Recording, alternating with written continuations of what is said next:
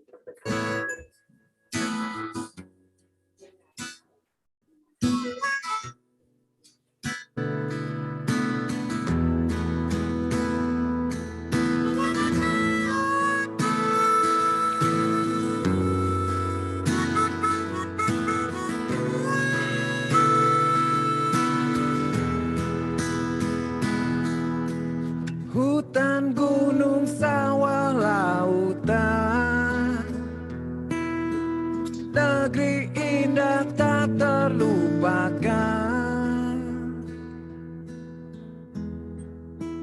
Indonesia,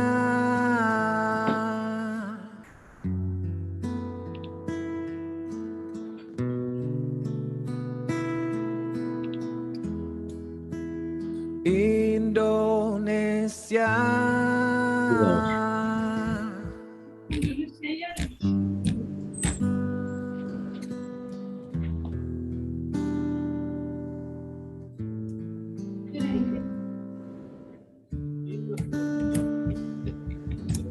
Untayan pulau bagai permata, anugerah alam Indonesia, berlimpah harta yang tak terhingga. Anugerah alam Indonesia, hutan, gunung, sawah, lautan.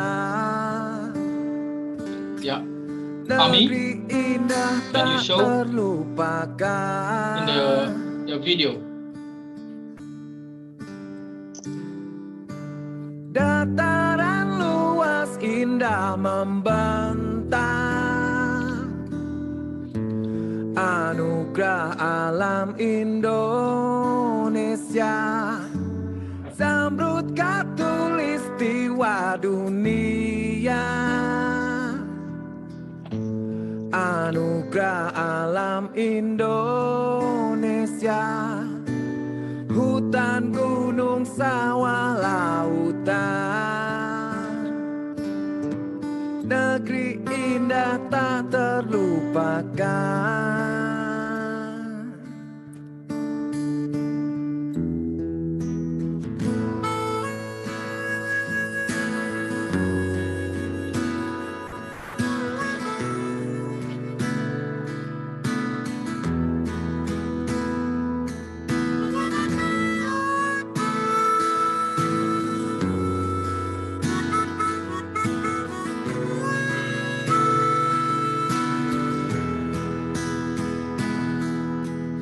Hutan, gunung, sawah, lautan, negeri indah tak terlupakan.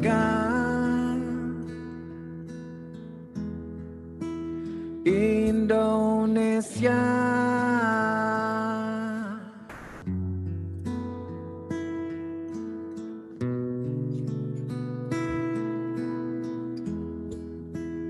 Indonesia.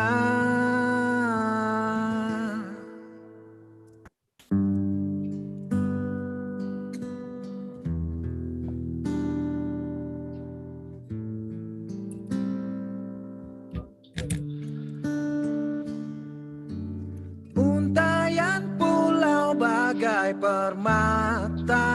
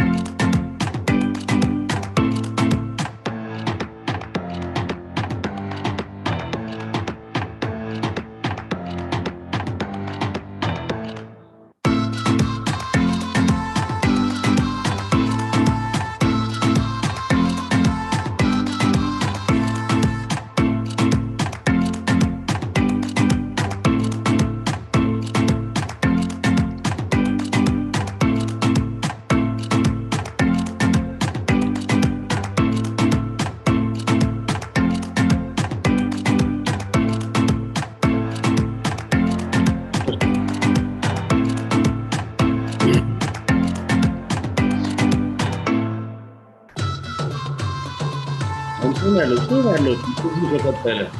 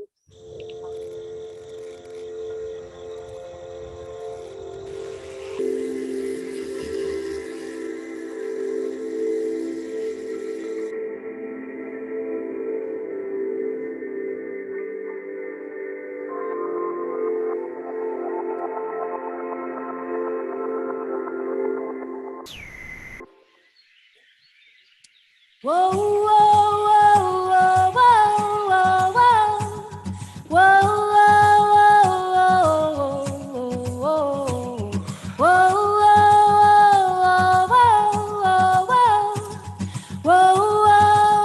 whoa, whoa, whoa. Find it sleeping in its nest before it wakes up. Touch it gently, you want it, feel it completely calm. so you can hold it in your palm and help it grow just like it was born to be. Come, come, come, come. Oh, fate bravi voi due! Who is the next? Io. Lose it, that's what you fear. So hold it up against your ear and very carefully listen to what it wants you to hear. Whoa, whoa, whoa, whoa, whoa, whoa, whoa, whoa, whoa, whoa,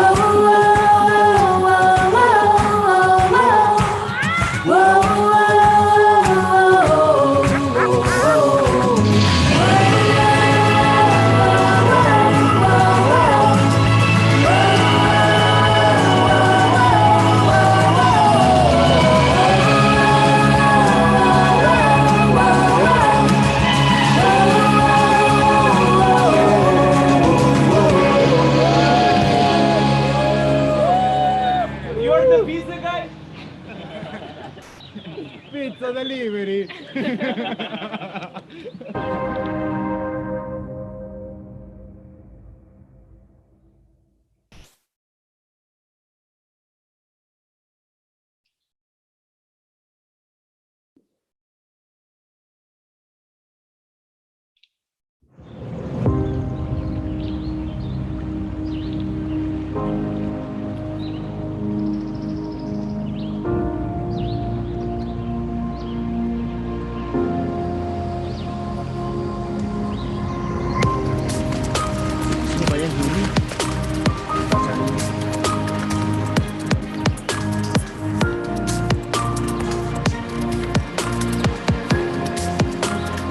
Kali ini aku mau ngasih tahu review produk terbaru yang baru aja dikeluarin dari Area Outdoor Gear.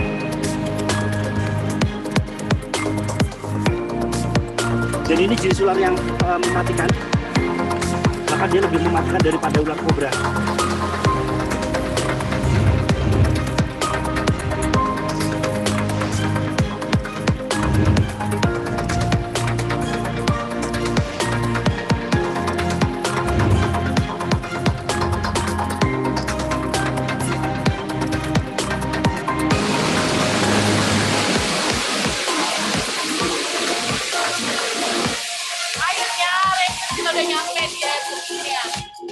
Ini bagus untuk tiang atau kerangka bivak.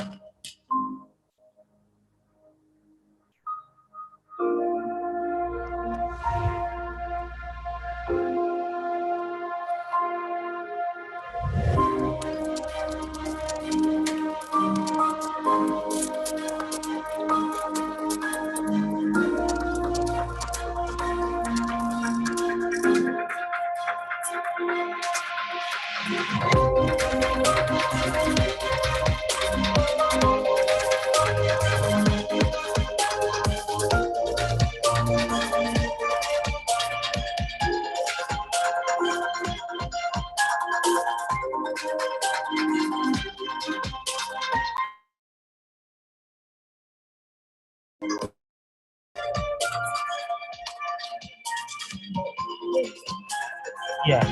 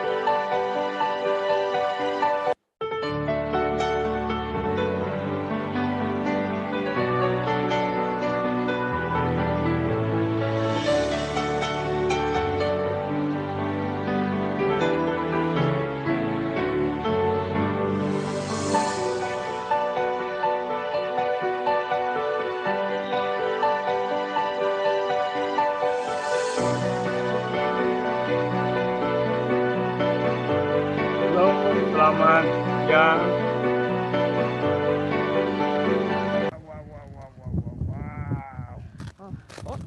Yes, yes, yes.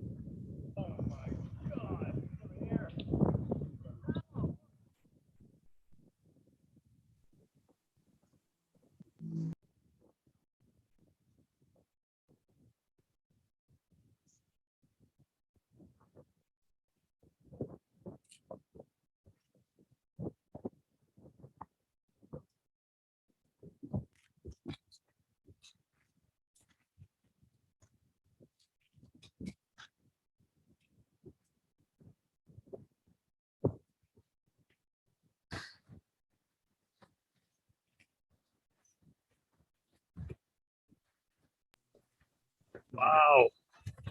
Isn't the cone like much taller?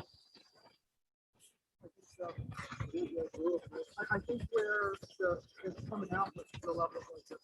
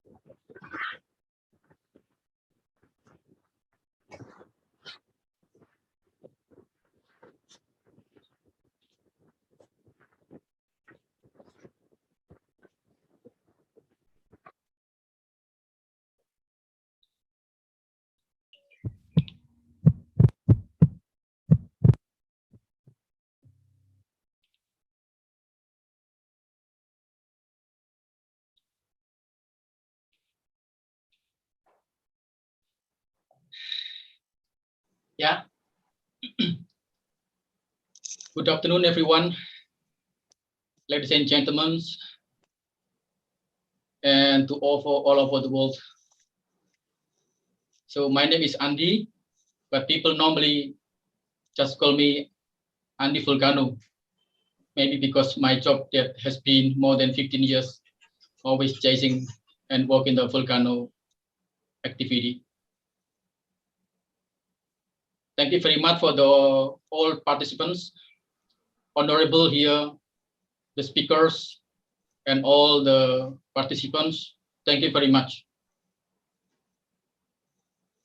This webinar has been 6 times. After 5 times has been success, with Indonesian series, and then now this is the last, for the batch 1 with international webinar, and then the next we will have that every 2 weeks. Then, okay, ladies and gentlemen. So I'm the host, and then if you want to have like a very good view in your screen, so you can click with the speaker view. Yeah. So in the right corner, there is a speaker view, and then gallery view, and then yeah, you can click speaker view. Okay. Once again, thank you very much. And then I am as the host, so I would like to introduce. This is my This is the moderator today. So his name is Zul Fahmi. Just call him Fahmi. He is a moderator. He is an activist, for mountaineering, and he is also the organizer and Secretary General of FMI, This is a Federation of Mountaineering Indonesia. A lot of activities and then achievement, for him. And then he is quite persistent how to improve and develop mountaineering tourism, and then also now with the volcano tourism. And then this webinar is a collaboration, FMI, and then with MAGI. MAGI is Indonesian Geotourism Society, and the chairman is Dr. Hediadi Rahmat. Okay, for the moments now, I would like to give the screen and time for you, moderator. Yeah, you please, your time for Fahmi. Terima kasih banyak, Mas Andi. Thank you very much. Assalamualaikum warahmatullahi wabarakatuh. Selamat siang. Om Swastiastu, Namo Buddhaya. Salam kebajikan, salam sehat. Salam. Saudara-saudariku sebangsa dan setanah air, para aktivis dunia mountaineering, bapak-bapak, para petugas Taman Nasional yang kebetulan hadir menjadi peserta webinar, bapak-bapak yang bertugas di KSDA, yang kami hormati para narasumber. Yang pertama, Bapak Insinyur Wiratno, Magister Sains, Direktur Jenderal KSDAE Kemen LHK sebagai pembicara utama pada webinar siang ini. Kemudian yang kami hormati juga Saudara Engku Mulugeta, seorang geologis dan volcanic tour guide dari Ethiopia. Dan yang kami hormati Saudara Muhammad Hajabal Fat, seorang mountain guide dari Iran. Jadi seperti yang disampaikan oleh host Mas Andi, bahwa webinar ini adalah sesi terakhir dari 6 sesi yang kita selenggarakan di batch pertama. Nanti kita akan mulai lagi batch kedua, kira-kira insya Allah di akhir bulan Juli. Nah, tujuan kita menyelenggarakan webinar ini, seperti yang sudah disampaikan di awal-awal, adalah sebagai rangkaian perayaan Hari Gunung Internasional yang mulai diselenggarakan sejak tahun 2003 dan jatuh setiap tanggal 11 Desember. Nah, selain itu, ini adalah usaha kita untuk melakukan kampanye penetapan Hari Gunung Api Internasional yang kita pilih tanggal 10 April, di mana 10 April itu adalah hari meletusnya Gunung Tambora pada tahun 1815, yang letusannya menyebabkan perubahan iklim cukup signifikan secara global. Jadi kami mohon dukungan bagi saudara-saudaraku yang menjadi peserta webinar dan menyebarluaskan kepada saudara dan handai tolan untuk vote 10 April sebagai International Day of Volcano atau Hari Gunung Api Internasional. Selanjutnya saya akan membacakan tata tertib webinar sebelum kita mulai. Nah, ini tata tertib webinar. Ini sengaja kita buat dalam bahasa Inggris karena ada pembicara dalam berbahasa Inggris. Jadi seluruh peserta webinar harus memute mic-nya begitu memasuki room Zoom meeting. Hanya pembicara dan moderator yang diperkenankan untuk meng-unmute mic-nya. Jadi ini seperti biasa, seperti 5 sesi sebelumnya. Mohon teman-teman untuk kelancaran webinar ini mematuhi aturan-aturan tersebut. Kemudian saya akan bacakan rundown webinar pada hari ini. Nah, ini webinarnya. Temanya seperti yang sudah diketahui bersama, International Mountaineering and Volcano Tourism. Pertama kita akan menyanyikan bersama-sama lagu Indonesia Raya. Kemudian sudah saya bacakan peraturan webinar. Dan nanti kita akan bacakan profil para pembicara dan presentasi. Kemudian ada kata sambutan dari Bapak Sangtu Subaya SHMH, adalah Ketua dari Himpunan Pramuwisata Indonesia atau HPI. Kemudian sebagai pembicara utama Bapak Insinyur Wiratno Magister of Science, Direktur Jenderal KSDAE Kementerian LHK. Kemudian pembicara berikutnya Saudara Muhammad Hajabul Fat dari Iran Mountain Guides dengan topik Volcanic Tourism in Iran. Dan pembicara terakhir Saudara Engku Mulugeta, seorang geologis dan volcano tour guide dari Ethiopia dengan topik Lava Lake dan Volcanic Tourism in Ethiopia. Nah, saudara-saudariku peserta webinar bisa menuliskan pertanyaan di kolom chat Zoom Nanti pertanyaan-pertanyaan akan dipilih untuk disampaikan kepada para pembicara di akhir sesi. Kira-kira demikian. Mari bersama-sama kita dengarkan dan kita nyanyikan lagu kebangsaan Indonesia Raya. Seluruh partisipan diharapkan duduk siap. Silakan, host.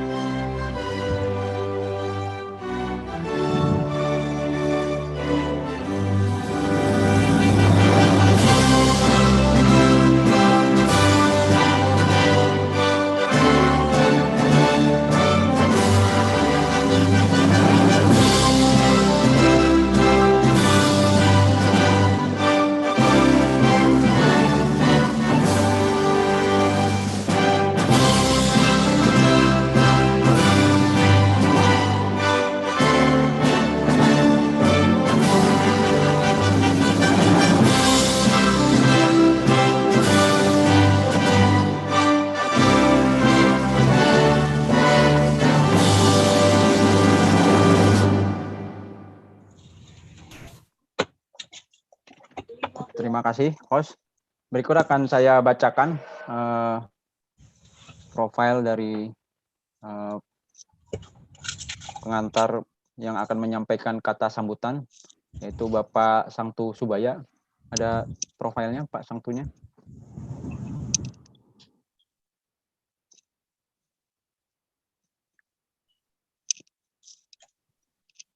Host?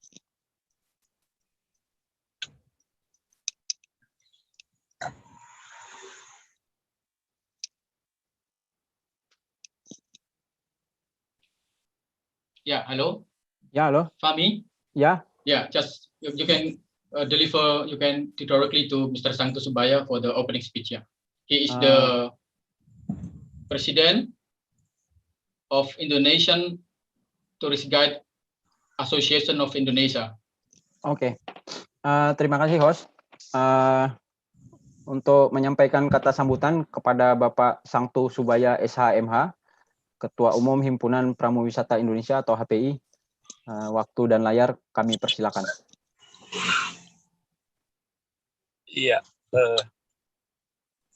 I'm sorry because I could not open my video because I am in the airport. As it is an international webinar, I will send my speech in English. So good afternoon in Indonesian time. A good day for participants abroad. So first of all, let me send our local greeting. Assalamualaikum warahmatullahi wabarakatuh. I hope to find everyone in good health. So I introduce again myself. So I am as president of Indonesian Tourist Guide Association. It's covering our member 14,000 in all over the country. And it is really a great pleasure for us to be together virtually in this afternoon for international webinar with the title Mountaineering and Volcano Tourism. I believe that the topic is interesting due to the fact that special interests such as ecotourism is one of potentials to be product tourism to be developed. Indonesia has great number of volcanoes. There are about 147 volcanoes, which is 76 of them are active. And meanwhile, we do not have enough volcano guide to get the service for this needs of product. So I hope this webinar attended by our member of Indonesian Tourist Guide Association and able to encourage them to learn and to practice as a volcano guide. So although we know that nowadays tourism has been paralyzed by pandemic, but we must keep our optimism to welcome triumphant tourism. As a tourism player, let us rise and have strong confidence that we all will pass this ordeal together. May all the tourist guide able to contribute again, and may we have triumphant tourism. Thank you.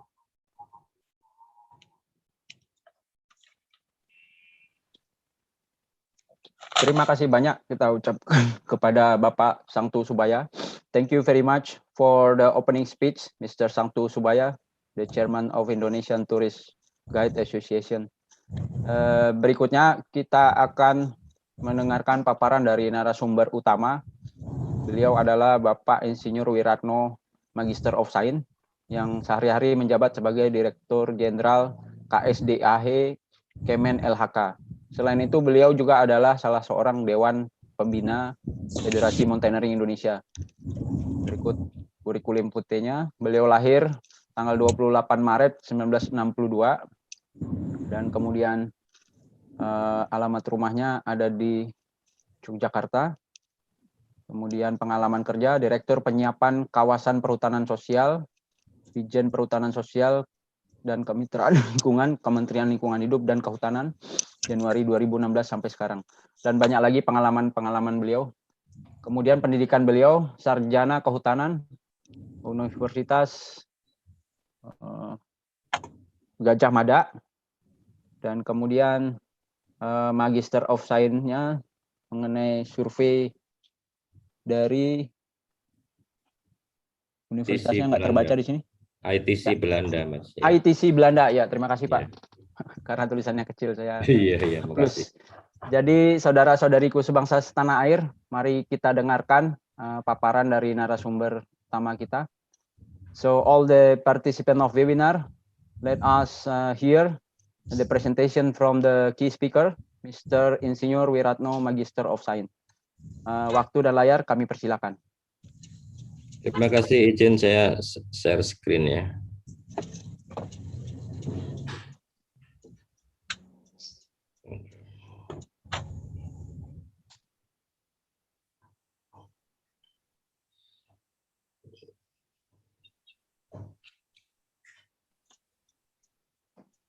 Baik, thank you very much. This is very important event, I think, for all the participant. Mountaineering is one of the outdoor activities that is have 1,000 followers. Ya, bagian gunung itu sebagai entry ya, entry untuk to love nature. Ini sebetulnya itu yang saya akan bahasanya campur-campur. Tourism in Indonesia consists of cultural tourism. It is about 35% is cultural tourism, and 5% artificial objects, man-made tourism, and the rest is about the nature tourism. Experience tourism, trend back to nature, diversification of object, wildlife tourism is also becoming a growing interest, seperti orangutan like this. Yeah, the potential of tourist destination is a lot. We have here in kawasan konservasi, protected areas, we have 27.14 million hectare of protected areas. Yeah, 16,000 million hectare out of 27.14 million hectare is national park. In the national park and kawasan konservasi and protected areas, we have area pendakian, ya, for mountaineering, more than 100 interest area point, ya, waterfall, caving, beautiful view, a lot of tourist destination in protected areas. Yeah. Also, of course, we have 5 million hectare of marine protected areas, such as in Wakatobi and Takabonerate National Park, Komodo National Park, and other area. And the ecosystem, mountain ecosystem is the place where there is also as an habitat of wildlife. In Java, we have still macan tutul roaming in the protected areas and the protection forest di hutan lindungnya. This mountain ecosystem also, we have volcano activities like in Merapi National Park and Jogja, one of the very active volcano in the park. Also, we have a community around the protected areas. Community around located where the villages around the Gunung, the national park. Yeah. Also, cultural heritage. There are many activities of the research, and also mountaineering is only one of the activities that take place in the mountain area. Mountain area, one of them is in the national park. So there is an issue of economic, socio-culture, and ecology in the mountain ecosystem. And the policy of the protected areas in Indonesia, we have a strategy for protection, sustainable utilization for tourism, outdoor recreation, and preservation. There are three main policy. And in developing outdoor activities, including mountaineering, we should, in my principle, I call it konservasi lintas batas, conservation across the boundaries. Yeah, it requires a multi-stakeholder, a multidisciplinary or interdisciplinary. We need a multi-level leadership, strong leadership from Jakarta to the mountain, to the top of the mountain. Yeah, continuous improvement based on science and local wisdom. Ini penting sekali, local wisdom di dalam nanti membangun standar pendakian. And also mentorship at field level, pendampingan di tingkat lapangan. Yeah.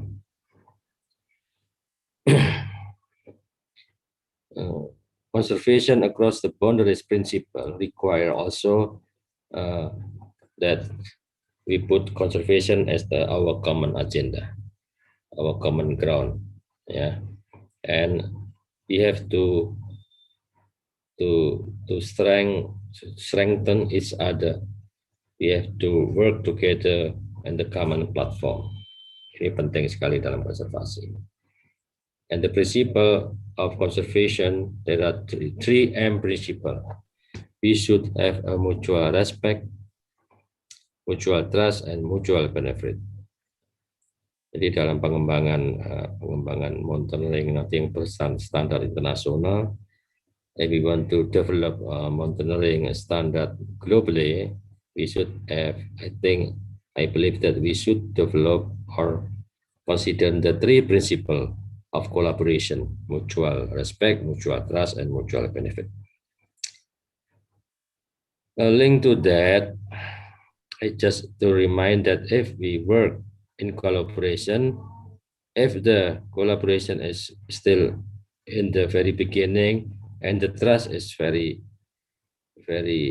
low or weak, and the situation we call it win or lose win situation. Yeah, we have to work together closely, tightly, and then the trust becoming higher than before, and then we can reach to the situation what we call it compromise or respectful or mutual respect.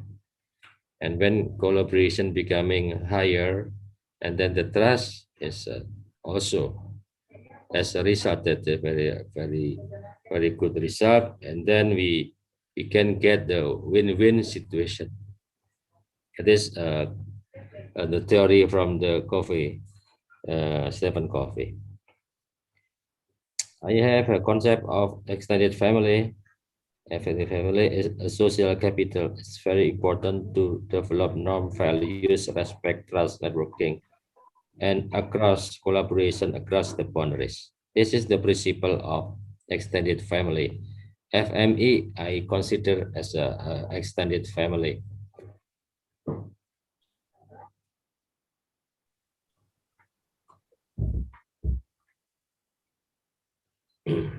Yeah, extended family, not a small family, but the big family that you can work on the basis of across the boundaries of your own organization. We have to work with scientists, we have to work with practitioners, we work with the local community that they have the traditional local wisdom and so on and so forth. This is the principle of values in the extended family. We'll go to the mountaineering situation that, of course, there are many problems, yeah, in the mountaineering, expectation and satisfaction of the services from the National Park Authority is also important. It also depending on the trekking, and sometimes we can find many limited infrastructure from the along the trekking area.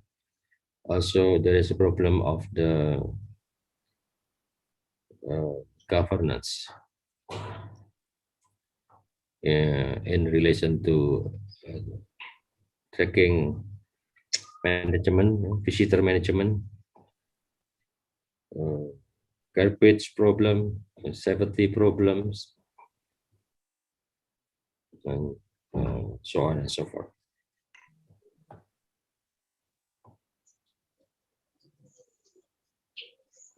This is the condition of the trekking situation. Kondisi saat ini dan kondisi yang diharapkan. Sometimes only one trekking for one big mountain, and for instance, but right now in Rinjani there are at least 3, Pak Dedi, 3 gates to for trekking to the summit, for instance. Sometimes there is no quota. Everybody can go. There is no limitation. Standard operation procedure is minimum, and there is a lack of maintenance of the trekking area. These all the problems, and we should what we want to achieve in the future. We can discuss this together, and I have a new system on that. For instance, FMI can manage the visitor management for pendakian, for trekking to the summit, and we give and the new regulation, you can get a 5 years license to manage the pendakian, for instance. So the objective is that FMI can this is the idea of Dedi Asriati from Rinjani, and we can do this, yeah, and try to make a system that pendakian is not managed by the park authorities anymore, but managed by the FMI, for instance, yeah, on the professional organization that they can manage properly and give satisfaction. Ya. Mungkin seperti itu yang kita harapkan, ya. Jadi izin jasa namanya. This is the idea from Dedi. I support him. All the and the trekking, mountain trekking, mountaineering is also many factors that influence or improve the quality of the management of mountaineering. Yeah, this is all the factor, the situation. And I think with the new approach, innovation on the that we tracking management mountaineering will be managed by third parties. I think that will be better than managed by the park authorities, because park authorities they have to manage many things, including management of the buffer zone area, working with community, and inventarization of wildlife habitat, and so on and so forth. So I think it's a good idea to have a third party to work formally with the license from me from Jakarta. This is an example of jalur pendakian di Jerman. I hope Pak Gus Pandono also join this Zoom meeting. Pak Gus ya. Yep, Now, nanti bisa ditambahkan ya. Even now he is becoming the park manager in Waikambas. He just got the new assignment to Waikambas. So FMI also di Waikambas tidak ada gunung. But FMI also can join the wilderness, yeah, management of the wilderness in the Waikambas. And Lauren, yes, we have many problems because there are right now illegal chopper, yeah, going to the Lauren and without any support. And Lauren management of the tracking in Lauren right now is still very weak, and we have to. I think I should ask FMI to help me to work on the Lauren if you are willing. Ini luar biasa, Lauren. Snow and the tropic only in Lauren, and I heard in Kilimanjaro ya, snow and the tropic. Ini menarik sekali, saya kira.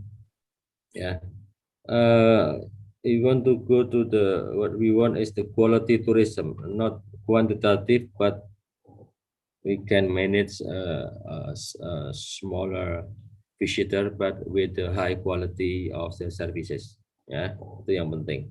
From the perubahan perilaku, manajemen, SOP, improvement of management, standard operation procedure, design of infrastructure and facilities, and also how to use the marketing strategy with the social media right now is very fast. So if you are selfie in the one place and then you share that, and with it in the 2 or 3 seconds everybody can know where is it. And this, I think using media social is important, but also dangerous when we don't have a very strict and disciplined visitor management.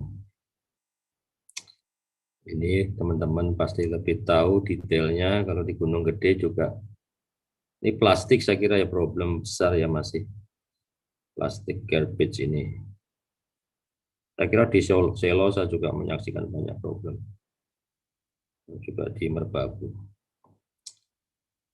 This is another thing about the how to mainstreaming biodiversity or mainstreaming conservation and the development.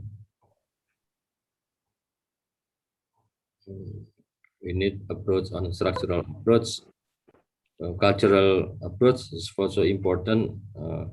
Law enforcement approach and education approach. I think on the scope of the mountaineering activities, I think this is very important to consider the education for young generation to love nature. Start from their experience and pendakian and the mountaineering.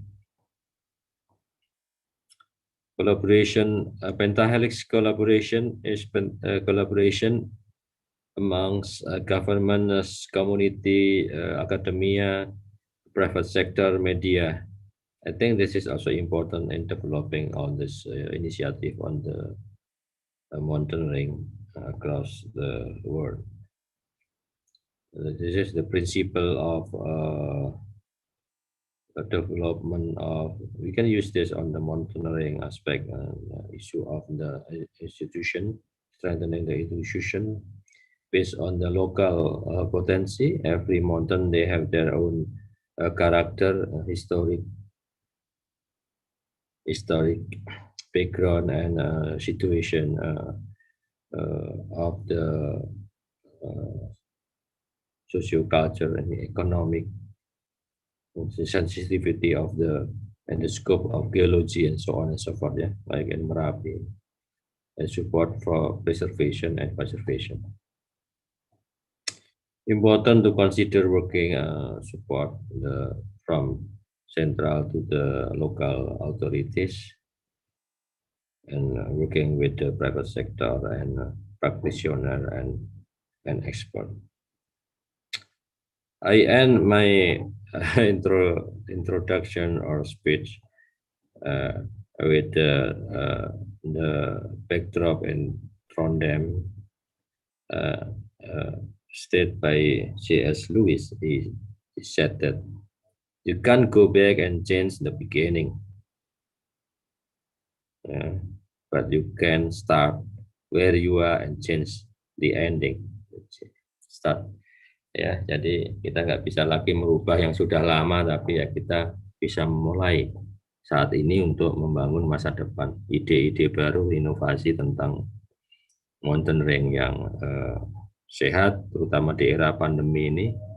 Orang butuh outdoor recreation, but where to go and how we can get not only enjoying the beauty, but also after that you can feel that you fall in love with nature. Itu saya kira yang paling penting. Terima kasih Mas Moderator. Itu dari saya stop screen.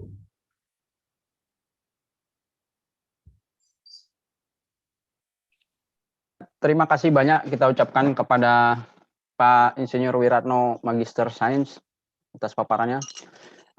Thank you very much for Mr. Insinyur Wiratno, Magister of Science, for his presentation. So his presentation is very interesting. So one of the point I quote, the management of mountain tourism by involving local communities and third party or private party. And thank you very much for Mr. Wiratno to support Indonesian Mountaineering Federation in cooperation with all national park in Indonesia, especially for example Rinjani National Park, Ciremai National Park, and Merbabu National Park. Yeah, you have already cooperation, yeah, collaboration, yeah, right? Yeah, we have a collaboration, sir. Good, thank you. Jadi untuk saudara-saudariku sebangsa dan setanah air, perlu saya jelaskan sedikit bahwa pengurus besar Federasi Mountaineering Indonesia sudah melakukan MOU Memorandum of Understanding dengan Dirjen KSDAE mengenai pendampingan pelatihan dan pendidikan di Taman Nasional, pengelolaan jasa wisata alam di Taman Nasional, dan kemudian kita tindak lanjuti dengan PKS, perjanjian kerjasama sebagai turunannya di Taman Nasional Ciremai. Dan FMI juga sudah melakukan pendampingan asesmen jalur berdasarkan SNI PPG, Standar Nasional Indonesia Pengelolaan Pendakian Gunung, yang sudah kita laksanakan salah satunya di Taman Nasional Gunung Merbabu. Dan ke depan untuk informasi bagi Pak Wiratno dan saudara-saudariku peserta webinar, PBFMI sedang merintis kerjasama dengan EMTID, Emergency Medical Team Ikatan Dokter Indonesia. Salah satu masalah kita selama ini adalah di bidang keselamatan, kesehatan, dan keamanan di gunung. Tidak ada tenaga medis atau paramedis, dokter ataupun perawat yang standby di kaki gunung. Jadi ke depan dengan bekerja sama dengan kawan-kawan di EMTID, kita akan merintis pengiriman medis dan paramedis untuk standby setiap weekend di kaki-kaki gunung. Mungkin nanti kita komunikasikan memilih beberapa taman nasional sebagai percontohan. Kira-kira demikian informasinya Pak Wiratno dan saudara-saudariku peserta webinar di seluruh tanah air. Terima kasih Mas, saya standby monitor, ada teman-teman saya Taman Nasional ikut juga. Iya, matur nuwun Pak. Silakan dilanjutkan ya. Iya, matur nuwun atas waktunya Pak. Ya. Jadi baiklah saudara-saudariku peserta webinar, jika ada yang ingin bertanya atas paparan materi Pak Wiratno, silakan menulis di kolom chat Zoom. Berikut kita akan dengarkan paparan dari pembicara dari Iran, Saudara Muhammad Haji Bolfat. So all the webinar participants, we will hear the presentation of our brother Muhammad Haji Bolfat. He is an Iranian mountain guide. So I will read his CV, his short CV. So brother Muhammad Haji Bolfat, born on 30 January 1974 in Tehran, Iran. His nationality Iranian, and his academic background, he is a Bachelor of Science, Applied Mathematics from KNT University, Tehran. And then he is also pursue his Magister of Science, Magister degree in pure mathematics from Isfahan University of Technology, Isfahan, Iran. And he can communicate in Persian, in English, and French. His profession from 2015 until present, founder and director of 36 and 58 Institute for Developing Mountaineering and Ski. From 2004 until present, mountain guide, and then from 2002 and present, founder, editor, and managing director of Iran Mountain Zone. I will tell you, all the participants of the webinar, how I met Muhammad Haji Bolfat. So several years ago, I climbed Mount Damafan in Iran. Mount Damafan is the highest mountain in Iran, and then one of the volcanic 7 summit. So during the climbing, I met with Muhammad, and then since the time we become brother in arm. We make business together, and then we share all the idea about how to develop mountaineering either in Iran or in Indonesia. And then we have dream that one day Indonesia and Iran mountaineer could collaborate about development of mountaineering. So for brother Muhammad Haji Bolfat, time and screen is for you. Please to make your presentation. Thank you very much. Thank you. Hello to everyone, all the ladies and gentlemen. Salam alaikum, as you say. Hello and good afternoon, good morning to the other friends who are out of Indonesia. First of all, I'm so pleased, I'm so glad to be here with you all. I appreciate invitation by Mountaineering Federation of Indonesia, Indonesian Geotourism Society, my dear friend and brother Fahmi Rasuli, and all the other colleagues who worked so hard to organize this session, these webinars. It's my pleasure to have a chance to be here to talk a bit about Iranian mountains, volcanoes, especially about the volcanism, volcanic tourism in Iran, to share information, share ideas, learn from each other, and exchange experiences. Because as I know, Indonesia has lots of volcanoes, as we heard already more than 150 volcanoes, if I remember correctly. Then it means there is a huge potential. Unfortunately, I have not been lucky as Fahmi, because Fahmi has been here to see volcanoes of Iran, but I have not been lucky to be in Indonesia. Hopefully someday I will come and see your beautiful volcanoes, mountains, and culture and people, of course. So let me share my page. I hope this will be my presentation. Yeah. Volcanic tourism in Iran.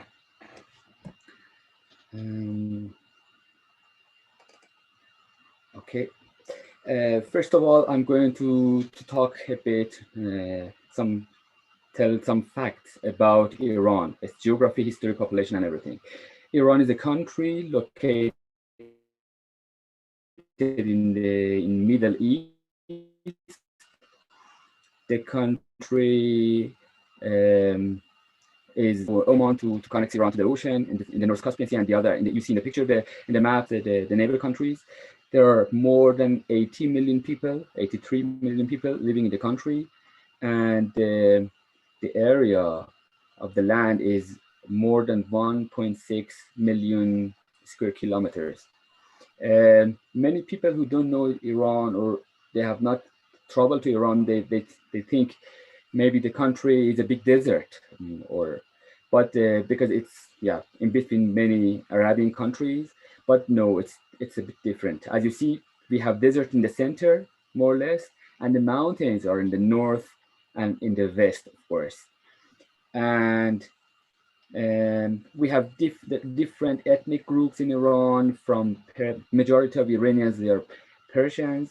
Then we have Kurdish, Turkish, Azeri, Arabian people, Lur, Baluchi, different ethnic groups. The major religious is Islam, but we have minor religious also in the country. And among the mountains, as we want to talk about mountains and volcanoes, let's switch to the mountains. Two main mountain range in Iran is Mount Alborz mountain range in north of the country, and then Zagros mountain range, which is in the west of the country. These two big mountain range are circulating all the central desert of Iran. But in between, we have volcanoes. Volcanoes of Iran, as you see on this map, actually, they are more or less in the diameter of Iran. We have some volcanoes in the northwest of the country and some in the southeast. They are more or less in the diameter. And if you look out of the map of Iran in the northwest, in the neighbor countries like Turkey and Armenia, there are volcanoes also. So it's some sort of geological formation that starts from northwest of Iran, out of the border, even out of the country, with Mount Ararat, Aragat, and then it comes to Iran with all of the volcanoes.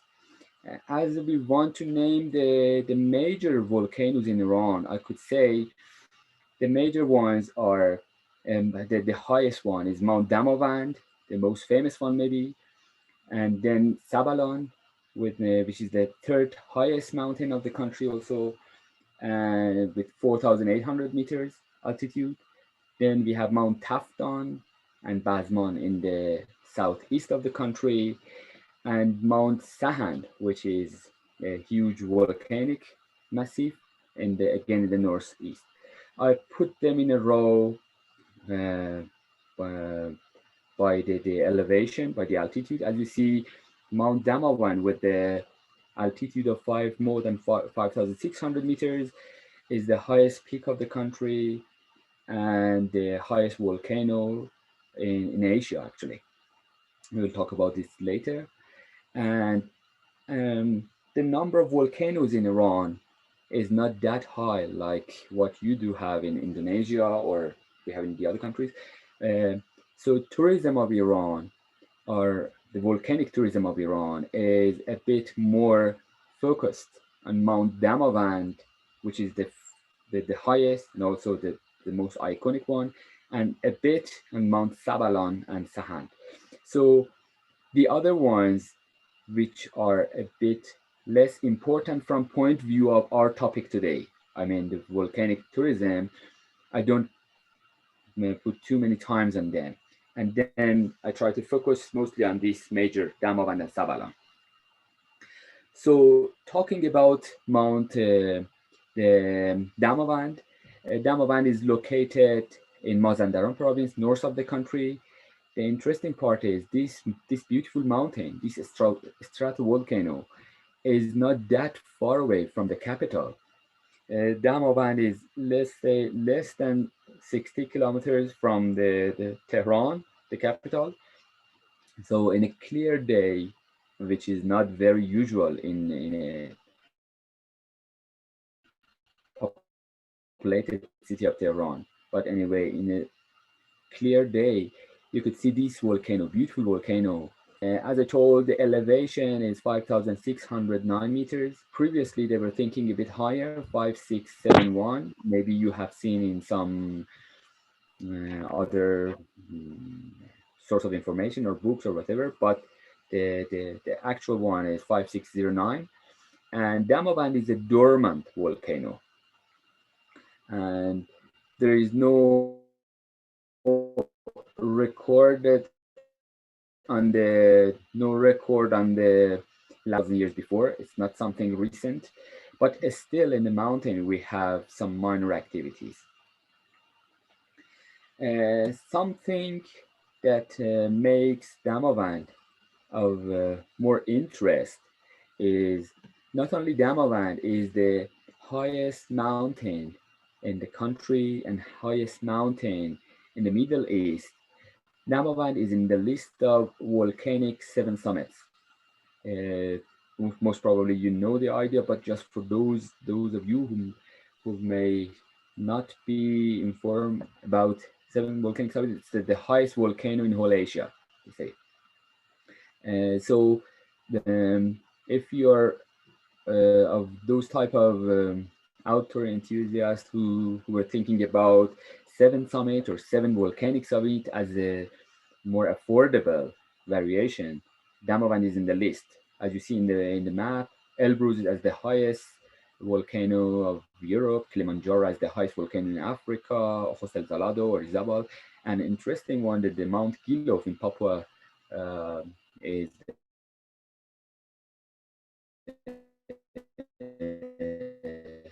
the highest in Oceania, they call.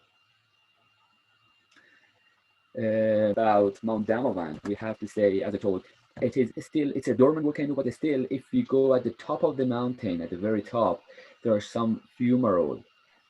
Just below the crater, at the very top, there's a major fumarole that sulfur gas is coming out of it. So it makes it a bit challenging, especially in those days when the weather is calm, not so much wind. So in the very last part of the mountain, you have to challenge with a strong sulfur smell at the very top. They call this famous fumarole that you could see in the picture. It's called chimney, they call it. And there are minor fumaroles also at the other side of the top. But you have to see at the top there is a crater. When you approach from the south side, it's the most strong fumarole part. And also at the lower part of the mountain, we have hot springs as the other witness that something is going on underneath the mountain. The The source of hot water is coming out in the east side of the mountain. There are hot springs that is a source of income for local tourism, because many people in the villages down there at the bottom of the mountain, their life is depending on the income from hot spring of this mountain, this volcano. I guess where many other parts of the world, when the volcanoes are let's say dormant, or because in the or active even, this hot spring has been always one interesting topic for the tourists to go. And, as the same Damovan, we have this Abegar or hot spring and the source, and at the same time, this mountain, because of its formation, because of its beautiful shape, has a symbolic figure in the history and mysterious and even literature of Iranian literature and history.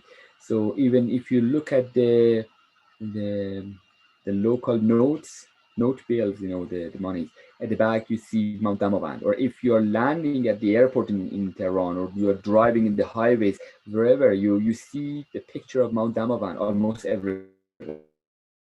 So for many Iranians, this is important to climb this mountain at least once in their life. If you ask an Iranian person everywhere anything about mountains in Iran, the first mountain or the first topic they start talking about is Mount Damavand, because of its altitude, because of its presence in the history, literature, everywhere in the society. At the same time, one more thing that makes it interesting to climb Damavand is possibility or availability of huts and shelters in different sides of the mountain.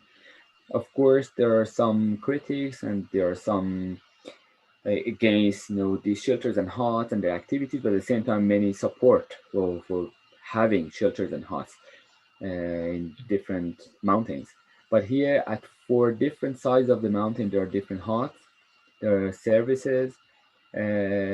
But again, as I told, many people, especially those who are looking for sustainable tourism, they are criticizing the bad influence or effect of against environment of these shelters. So they try to control the activity of these shelters and huts to push them to follow the environmental rules and regulations. But availability of these huts and shelters give you the chance to easily access this high volcano. The second highest volcano in Iran is Volcano Sabalan. This mountain is located in the northwest of the country, not far from the border of Turkey. Volcano Sabalan again is a dormant one.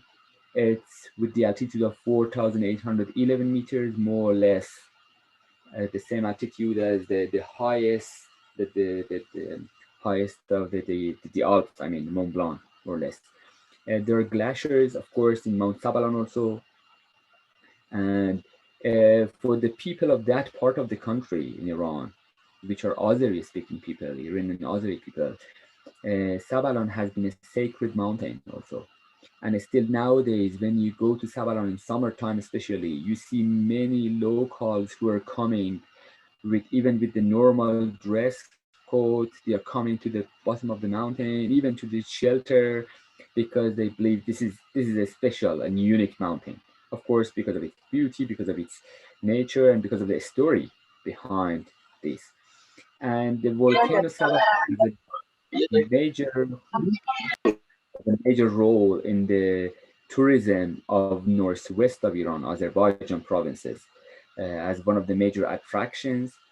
And similar to Mount Damavand, Mount Sabalan has a crater at the top and hot springs at the bottoms. And hot springs of Mount Sabalan are famous also for most of the tourists who are going to that area. They use the hot springs, as well as those who go for summiting the mountain. At the very top of this mountain, there is a beautiful lake, beautiful crater lake at the altitude of 4,800 meters. 6 months, more or less 5 months, 6 months per year. There is the water is not frozen, but the rest of the year we have frozen lake at the top. But this is this crater lake is something again unique and beautiful in Iran as one of the other attractions to absorb people to this mountain. And third mountain volcanic massif I'm going to talk about is Volcano Sahand. This one is again at the northwest of the country, near city of Tabriz. From point of view of the elevation, Volcano Sahand is not as high as two others, Damavand and Sabalan. But because of a huge erosion in this mountain, when you go, you see different, as you see in this aerial picture, you see many different conic shapes. Most of them, they are with the altitude of 3,000 plus 3,000 meter.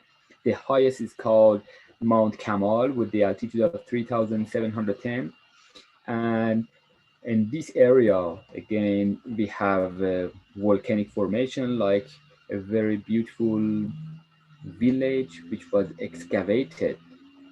The caves of this village are excavated in the rock. The people are living in the caves, man-made caves, actually. So after talking about the geography and possibility of these volcanoes, I have to emphasize on the topic of nomads as one of the attractions of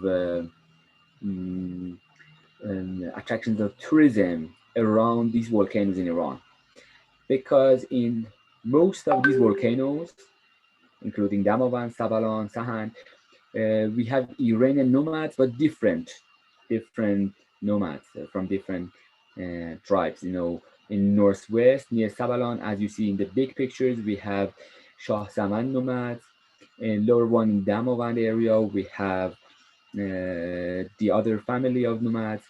And as the hospitality of these nomads and the different lifestyle of nomads is a very attractive and interesting attraction for the tourists who are going. And based on my previous experience, majority of the tourists who are going to these high mountains, to these volcanoes, they want to make a package or make their trip including both mountaineering or outdoor activity plus culture. And the culture side, of course, we can consider visiting these nomads with their unique style of lifestyle as part of the tourism. So what is our responsibility? We have to plan everything, to organize everything, to have a sustainable trip, to cooperate and with these nomads and introduce the lifestyle and the culture to the audience, which are the tourists, in the long term. This is a very, very special topic, because when you're visiting these nomads, there are some influence on their lifestyle, of course.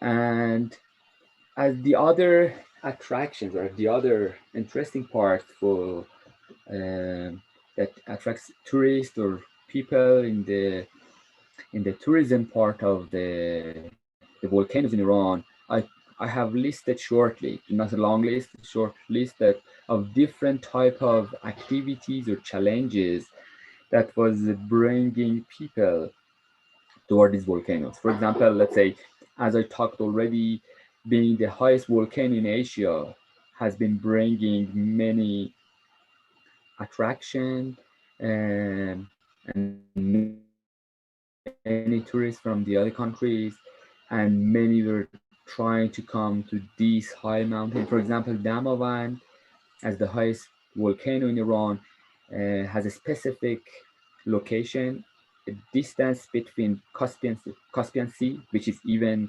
lower than zero, minus 24 meter, because it's a lake, huge lake. To the top of Damavan, which is 5,600 meters, is more than looking for challenge to try to go from sea level to the top in one day, which is, of course, which is not easy. Or some people, they want to try to ski down from top of Damavan to the bottom in one day, of course, or speed ascent, sky running, marathon, different type of activities. These volcanoes are possible. And something about mountains, volcanoes of Iran, especially these major Damavan and Sabalan, is there are glaciers, there are permanent ice and snow all year round that makes it possible for different tourists, different mountaineers, those who are looking for summer trekking, or those who are looking for winter mountaineering, those who are looking for ski touring, those who are looking for biking, whatever, they find the ground over there. So we could call it a playground for different different mountain lovers, different seasons.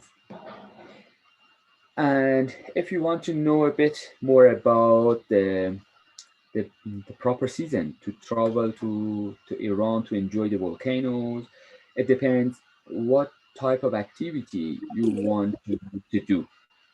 If you are looking for summer trekking, I could recommend June to September. It's the best time to travel to Iran for summer trekking or more stable weather condition. Winter mountaineering is possible from December, let's say, to mid-March. And of course, from the beginning of March to May is the season for ski tour in this mountain. Of course, out of the season, it's possible to go. I mean, most of the volcanoes in Iran, it's possible. But with the global warming and big changes in the temperature, with the weather pattern, with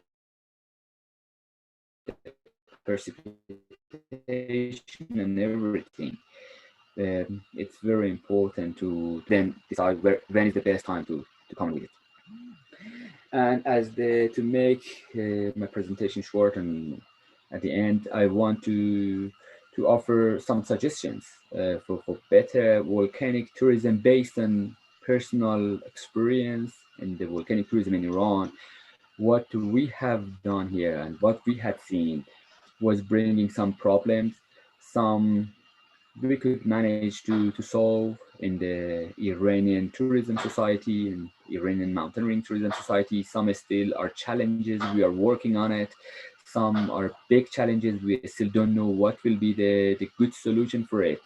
So, but among those, I could say what we know is traveling in a smaller group is always good, or most of the time it's much better than going in huge teams because of the big impact on the fragile environment of the mountains.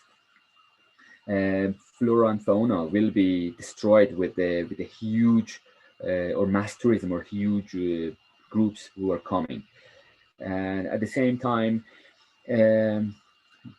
going in the big wave of the high season is not good again for the environment of the mountain. If you are looking for long-term sustainable tourism, no matter where in the nature, but in general, it's true.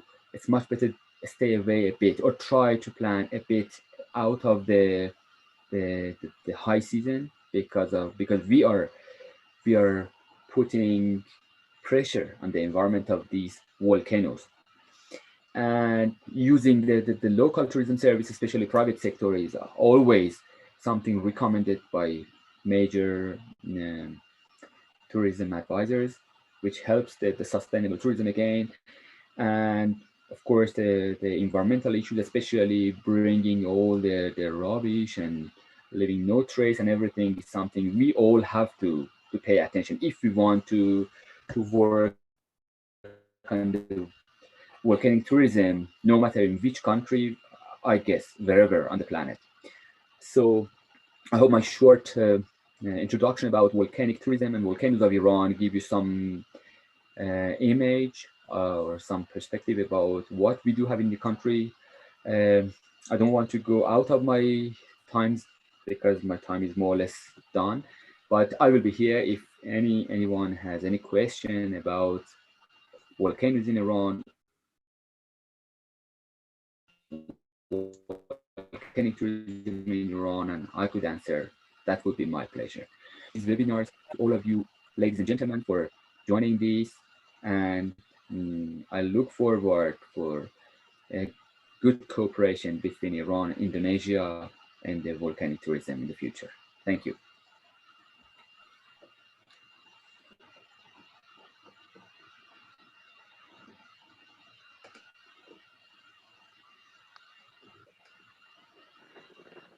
Okay, Muhammad, thank you very much for your presentation. That very interesting presentation for us in Indonesia mountaineering community. Kelly Mamnun. Maybe later on you will answer the question from the participant of the webinar. I already write down some question for you from the participant. So we will have a time for discussion after our brother Engku Mulugeta make his presentation. Saudara-saudaraku sebangsa setanah air, begitu tadi presentasi yang sangat menarik dari saudara kita Muhammad Haji Abul Fat dari Iran.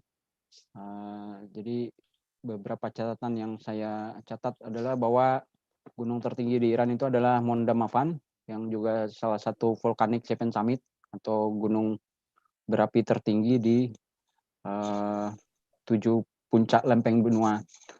Dan Damavan bisa didaki sebaiknya di musim summer, bisa juga didaki di musim dingin, tapi butuh kecakapan khusus kalau harus berlatih dengan sangat teknikal. Selanjutnya kita akan mendengarkan presentasi dari pemateri ketiga, yaitu saudara Engku Mulugeta dari Ethiopia.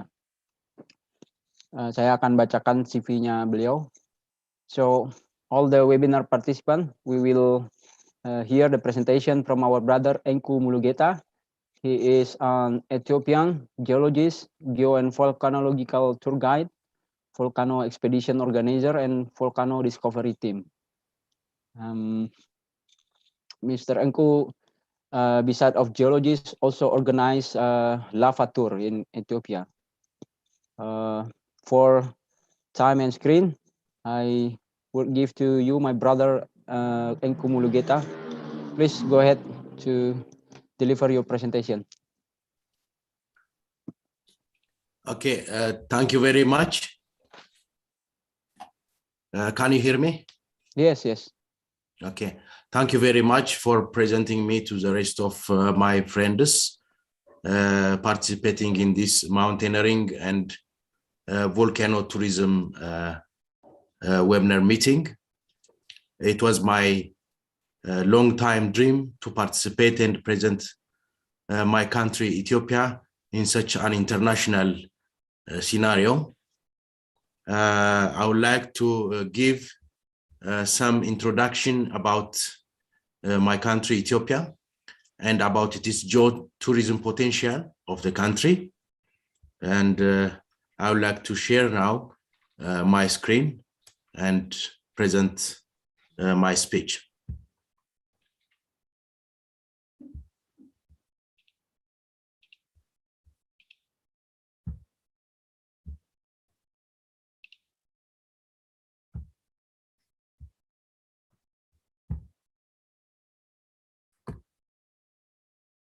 So, as Fatih already introduced you myself, Ethiopia is located in the Horn of Africa. For those who doesn't know about the location and where Ethiopia belongs to, it's in the Horn of Africa with an area of about 1.106 square kilometer. It is about 8th largest country in Africa and 25th in the world. It is the most populous landlocked country, situated closer to the northern arm of Indian Ocean and the Gulf of Aden, and the Red Sea that separates from the Middle East. So here is a big paradox about the geotourism potential of the country, because it starts from the divergent plate margin, where the northern wing of Rift Valley located. The country is located at stratigraphic geographic corridor in the terms of proximity to the Red Sea and the oil-rich Middle East. So we are almost at a very close distance with the Red Sea and oil-rich Middle East. And actually, in previous historical times, Red Sea has been controlled by the historian Ethiopians, what we call it Aksumite Kingdom.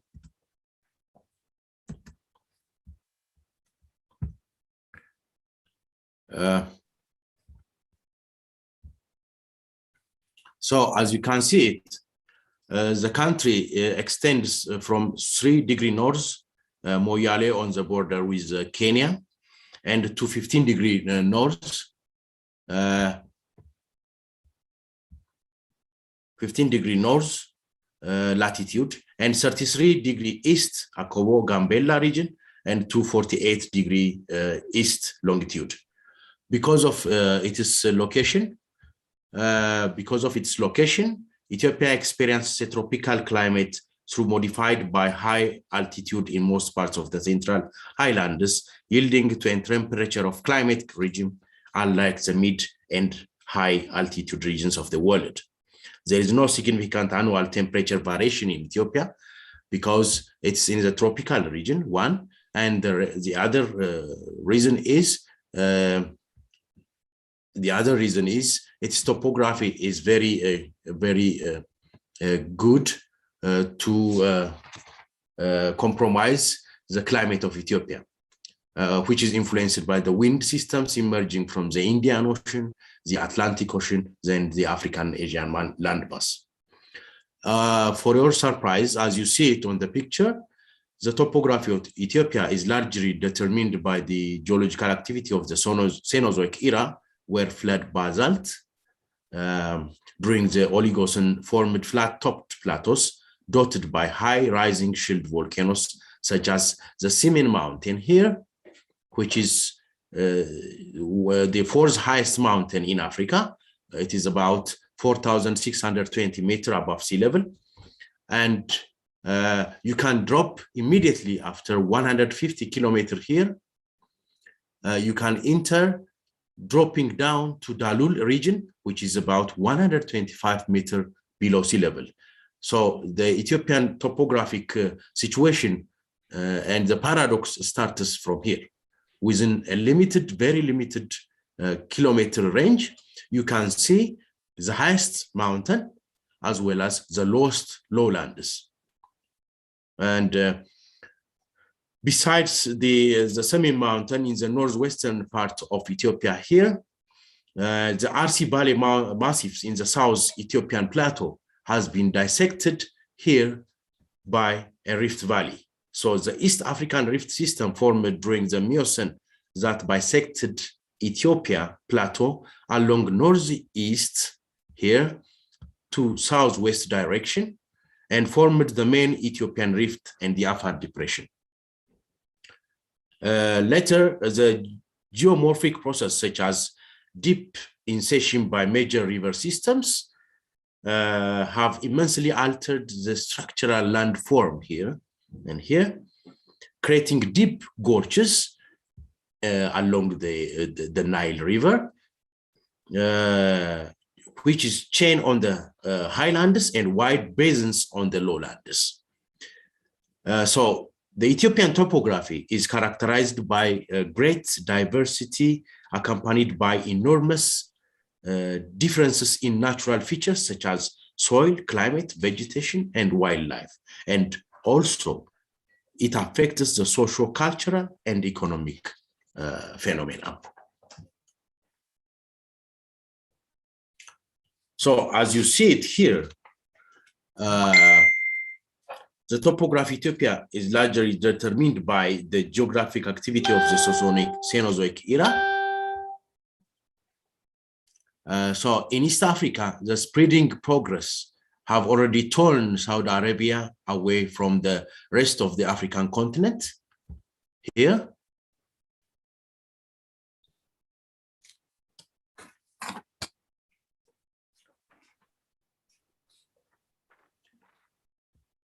So the East African, the Great Rift Valley dissected here, Ethiopia, and forming the Afar Triangle.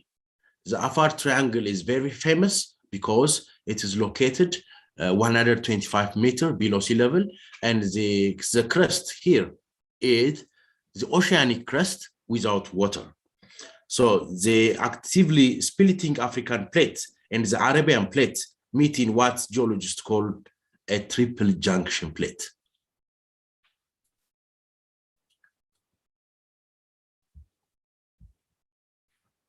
Here we are. Here is the Arabian plate. Here is the Nubian, the African plate. Here is the Somali plate. So these three plates has been separated due to the tectonic triple junction where the Red Sea meets the Gulf of Aden. A new spreading center may be developing under Africa along the East African Rift Zone, when the continental crust stretches beyond its limits and the tectonic cracks began to appear on Earth's surface. So we are expecting, according to the study, we are expecting in 10 million years time, the Rift Valley opens again and magma rises and squeezes through the widening cracks, sometimes to erupt and form volcanoes. So East Africa may be the site of the Earth's next major ocean. So this is what the crazy geologists are expecting to form in 10 million years time. As you see it here, much of the early human prehistory is known from finds in the country, belongs to the Rift Valley here. So Rift Valley plays a great role in having the geotourism attractions in the country, as well as up to Mozambique. If you see the East African countries, most of the attractions are concentrated along the Rift Valley zone. So for example, the 3.2 million years old bone of our ancestor Australopithecus afarensis were uncovered in the Awash district of the Afar region here. Afar also yielded 4.4 million Ardipithecus ramidus, which is the last common ancestor of both chimpanzees and humans. So the East African region is also very famous for the anthropological findings. And this is because of the geological activities which has been taking place in this part of the region. Here, as you see it, the Afar depression has been opened up greatly, because the Afar depression is what we call the Afar triangle, also Afar Danakil depression or Danakil plain. It's a geological depression in the Horn of Africa, where it overlaps with Eritrea, this side. Eritrea is the Afar region of Ethiopia and slightly touches Djibouti as well, Djibouti and Somalia. Live volcanoes or Danakil Alps separated from the Red Sea. Here is the Danakil Alps, what we call the volcanic ranges or the volcanic ridges, which separates the Red Sea and Danakil, Gulf of Aden from the Afar triangle. So nomadic pastoralists related to the Afar people of Djibouti are virtually the plain only inhabitants in this part of the area.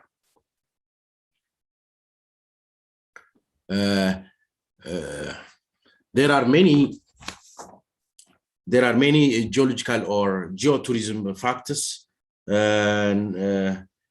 planned, like hikes in the series of geotourism sites, like rock churches of Lalibela, Ertaale volcano, Danakil desert, salt plains and lakes,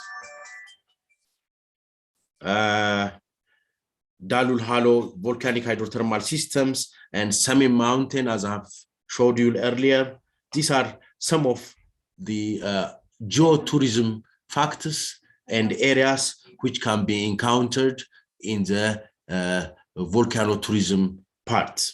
There are also other areas which can be considered as a geotourism site in Ethiopia, like the Lucy paleontological sites, which is located in Afar region, Melka Konture site, where a human being started to have using stone tools before 1.7 years old back. Lake Tana, the source of Blue Nile, is also the other geotourism attraction, which is located in the northwestern part of Ethiopia. And the other one is the mineral deposits, which belongs to the volcanic regions, like opal deposits are located in the central highlands of Ethiopia.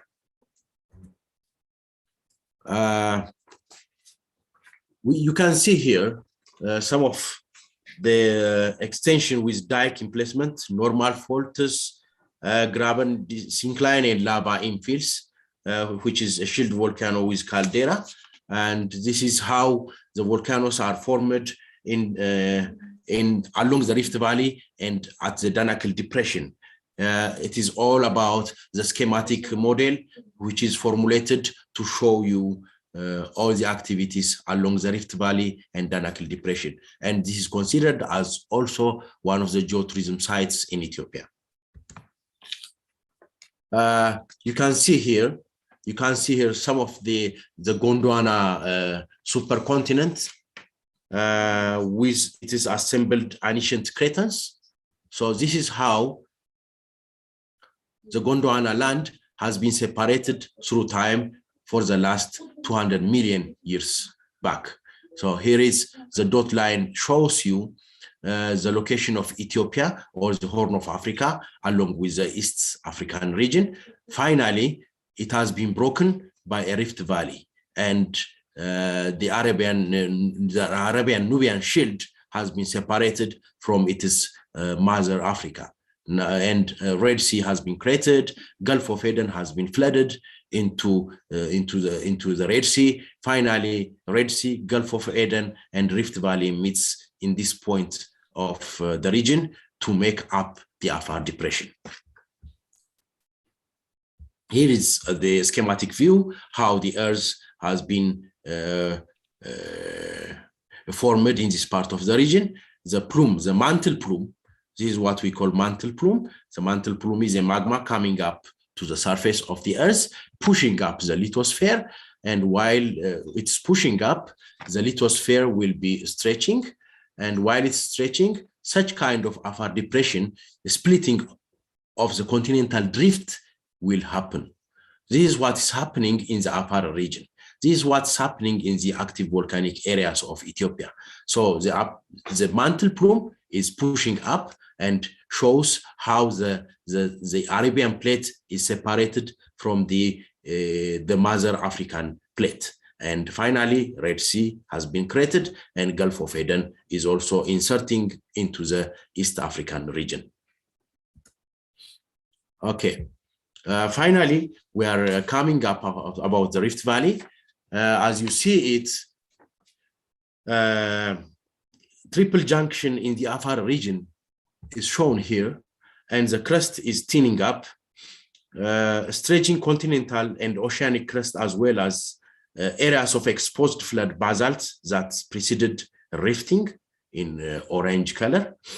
Areas unshaded or covered by flood basalts represent normal continental crust. So as you see it, oceanic crust has been formed along Gulf of Eden, and along oceanic crust also formed along the Red Sea. Finally,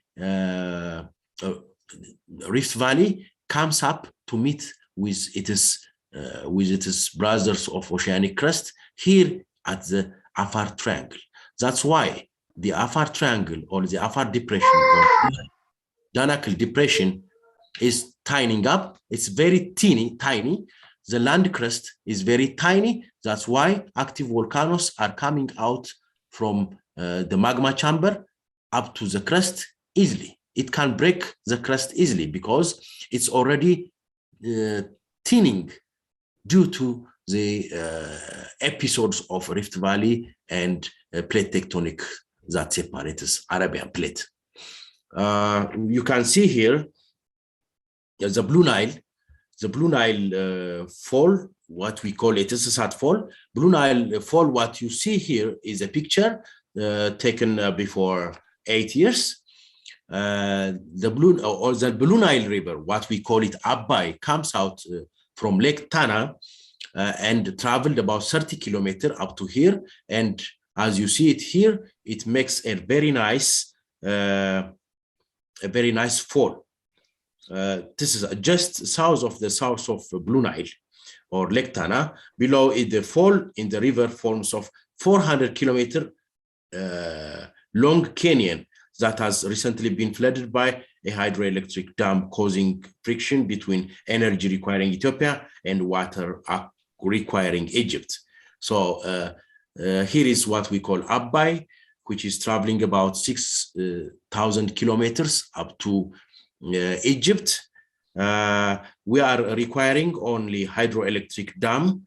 We are only constructing hydroelectric dam, causing friction with the energy requiring Ethiopia and water requiring Egypt.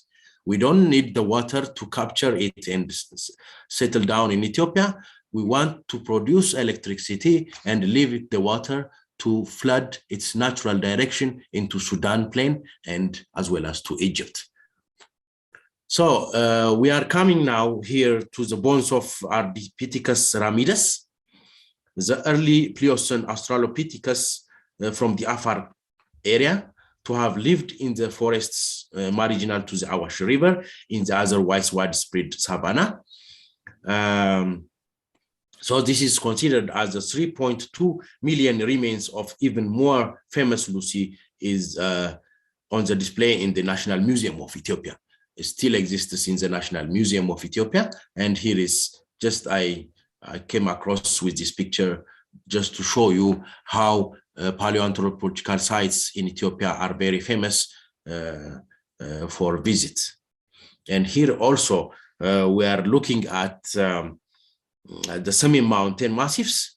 It's a shield volcano. It has been erupted since 30 million years ago until 4 million years ago. So now it is already extinct volcano, but it used to be like Ertalle now. It's a shield volcano. Many shield volcanoes has been erupted in this part of the area, and one of our highest mountain, Ras Dashen, is located also in this semi-mountain. The highest mountain in Ethiopia and the fourth in Africa. Its height is estimated to be 4,620 meters. And it's composed of over 3,000 meters of low-angle basalt flows. The eruptive series was deposited in approximately 1 million years, starting about 30 million years, as I told you. So here is the semi-mountain.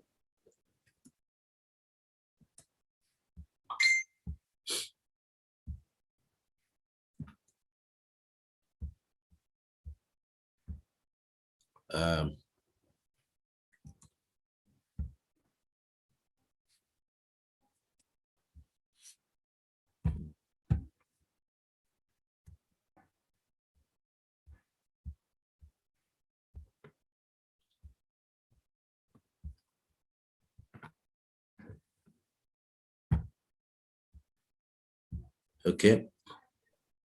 Hello. Can you hear me? Yeah, thank you. Okay, okay. So we are at about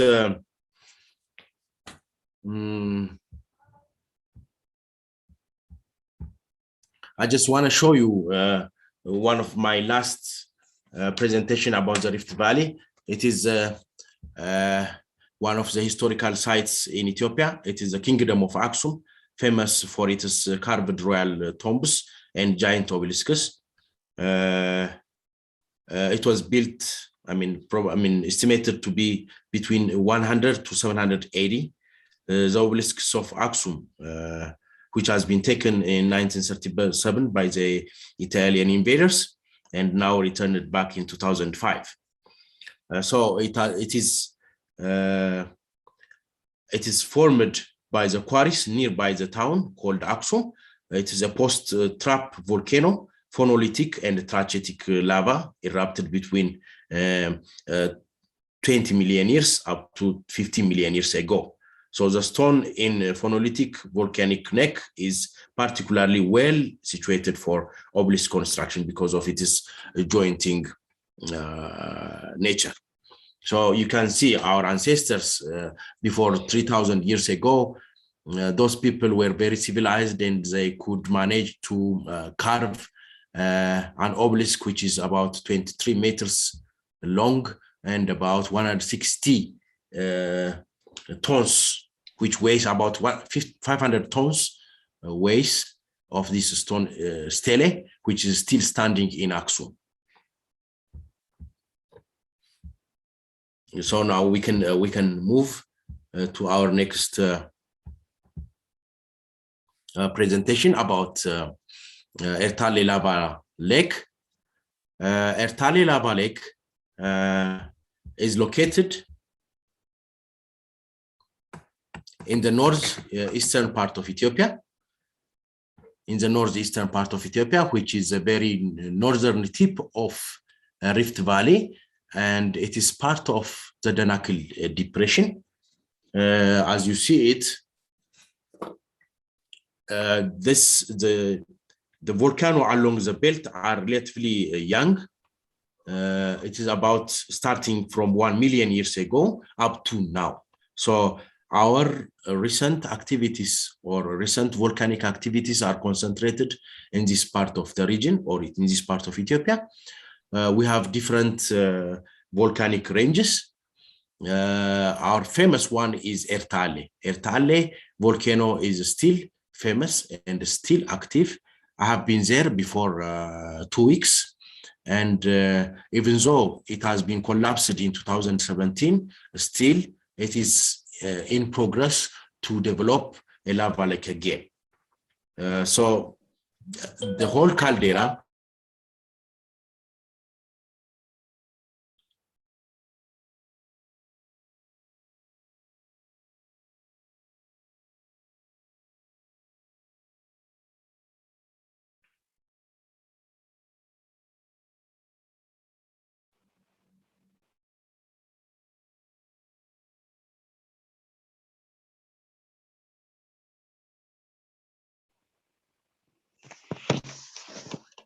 Hello, Uncle.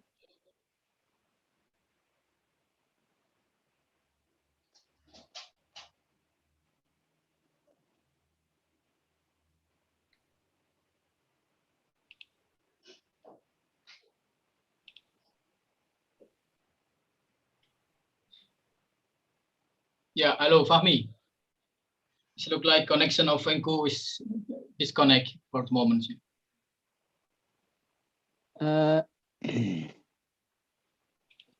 Brother Enku, can you still hear us?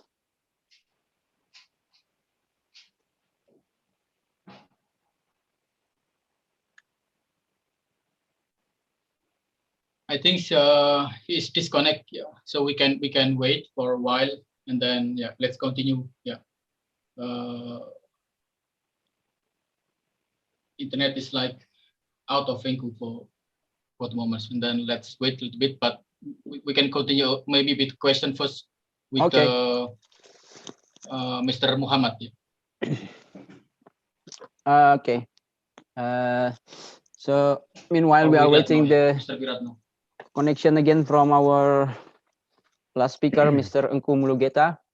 So we will read the question from the participant that I already wrote down.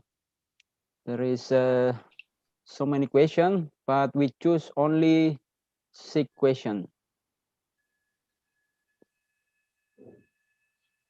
Jadi saudara-saudaraku partisipan webinar, sementara menunggu koneksi pembicara terakhir Engku Mulugeta tersambung kembali, kita akan lanjut dengan membacakan pertanyaan-pertanyaan dari saudara-saudariku. Ada banyak pertanyaan, tapi saya sudah pilih 6 pertanyaan yang akan dibacakan untuk ditanyakan kepada para narasumber. Pertanyaan pertama dari Saudara Doni Marcelis untuk Bapak Insinyur Wiratno. So the first question is from Brother Doni Marceles for Mr. Insinyur Wiratno, Magister of Science. As I observe image of several campsites in Indonesia, example Mount Prau and Arjuno, the tourism activities impact are critically visible, erode and decrease ground quality. To what science or methods should be considered when establishing the number of permit to hike and camp at certain area? Thank you. Jadi ini pertanyaan yang ditujukan spesifik dari saudara kita Doni Marceles yang berdomisili di Colorado, Amerika. Dia kebetulan orang Indonesia tapi sekarang berdomisili di Colorado. Silakan Pak Wiratno untuk dijawab pertanyaannya.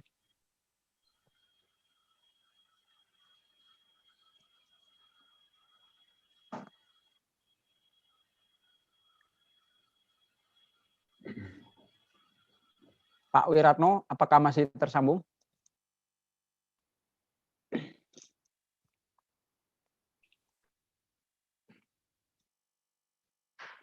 Halo Pak Wiratno.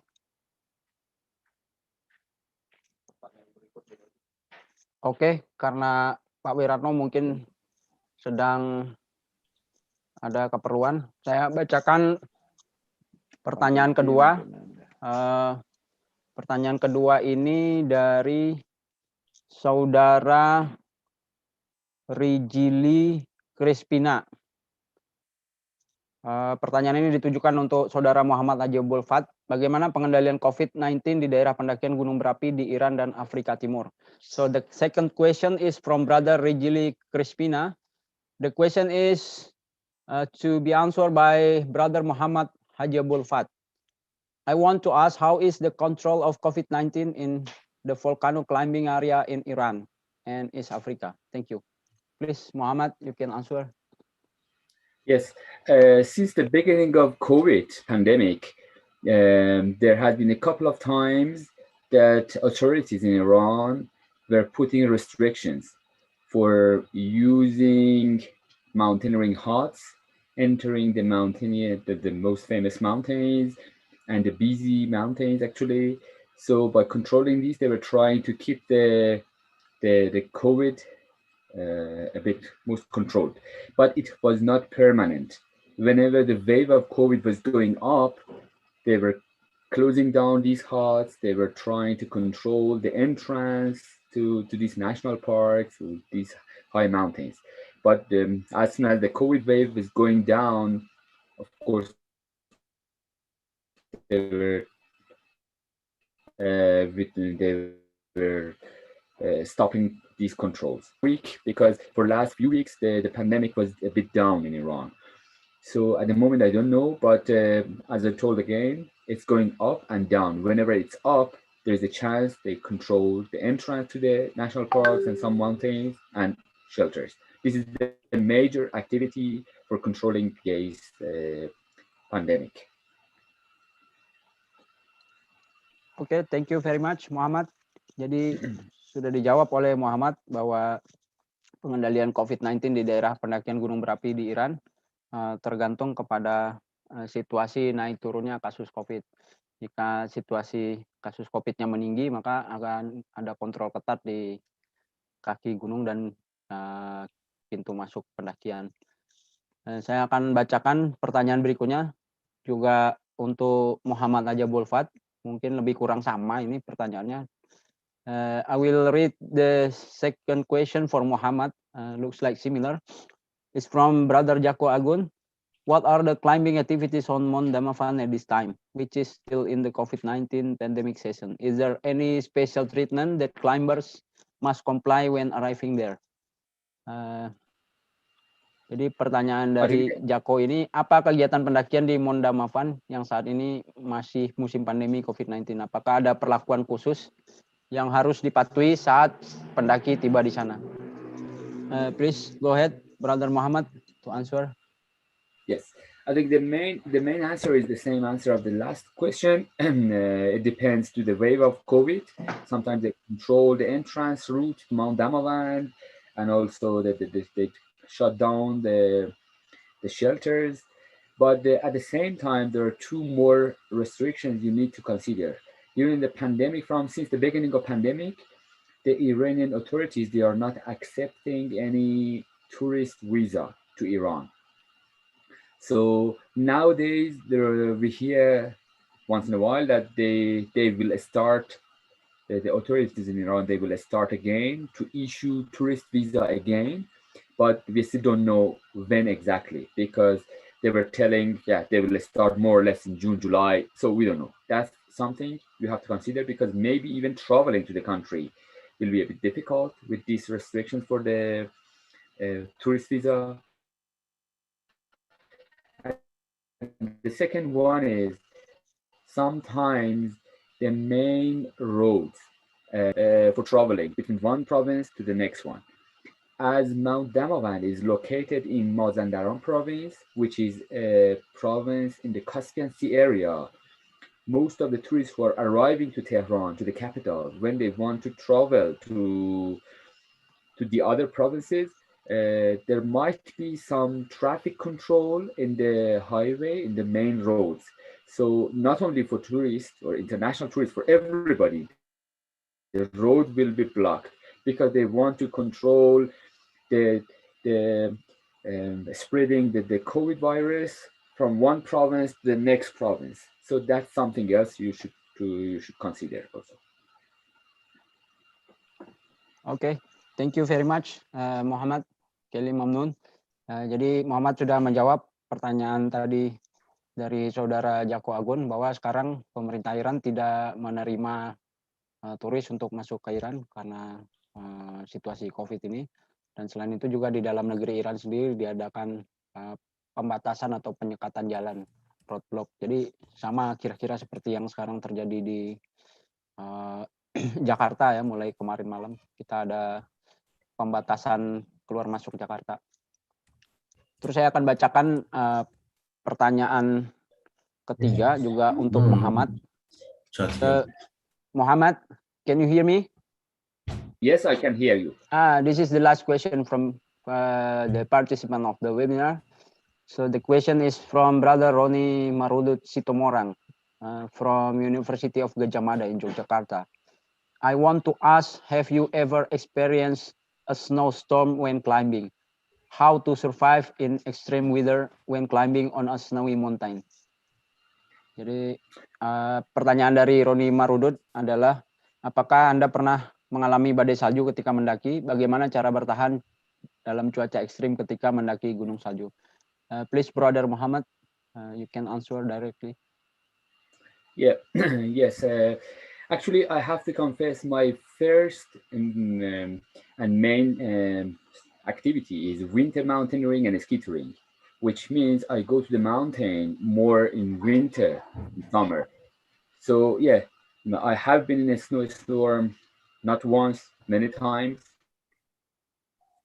since years before when I started going to go to the mountain. I would say two things you need to consider. First of all, you need to take training sessions for managing the situation when you encounter snowstorm, bad weather condition and everything, because sometimes you can avoid, but sometimes you cannot avoid, especially when you're in expedition or high mountain, when you're staying there for more than a day, a couple of days or weeks or whatever, then yeah, it may happen. But you need to learn the techniques for surviving and managing the situation during the snowstorm. At the same time, for shorter period of time, when you go to mountain, nowadays a very good source of information on the weather forecast, like good websites, the other source of information for the forecast and the weather. It's much better to be aware before bad weather system arrives. So prevention is much better than finding the solution when you are in the bad situation. So then I would say first you need to to be aware about the bad weather, to avoid encountering. Second, if you are there, you need to be trained already how to manage the situation. Oke, Muhammad, thank you very much. You're welcome. Jadi Saudara Roni Marudut sudah dijawab oleh Muhammad ya, karena dia lebih banyak mendaki ketika musim winter atau musim dingin. Dia berkali-kali kena badai salju. Bagaimana dia cara menghadapinya adalah dengan membuat manajemen risiko. Terus yang paling penting itu adalah mencegah lebih baik. Jadi dia mencegahnya itu dengan melakukan latihan, persiapan fisik, latihan teknik.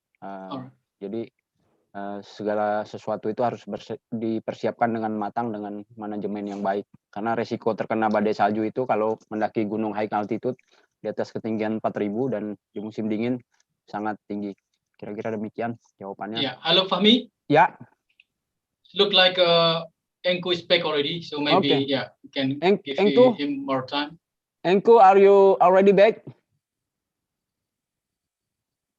Halo, Enku, can you hear me?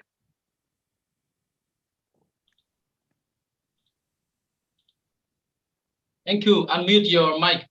Yeah, please. Yeah. You still. Hello, busy, Amka. so- Okay, Enku. Please continue back, your yeah, okay. presentation. Yes. Thank you very much. Thank Yeah. you very much. Sorry for saying inconveniences that has been created due to interruption of internet. So I have been interrupted around here.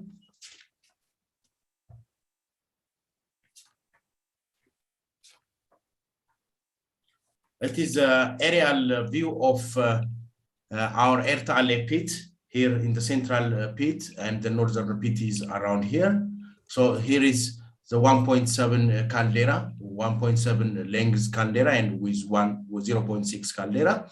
So recently there has been a collapse in the caldera, and there has been a formation of fissure eruption down south kilometers, 3 kilometers down south of this Ertaale. Excuse me, Enku.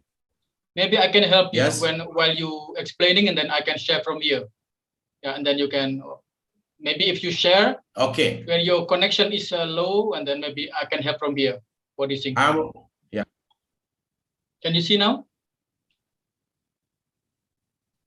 Yes, I can see them, but let me present it. I think now it's okay.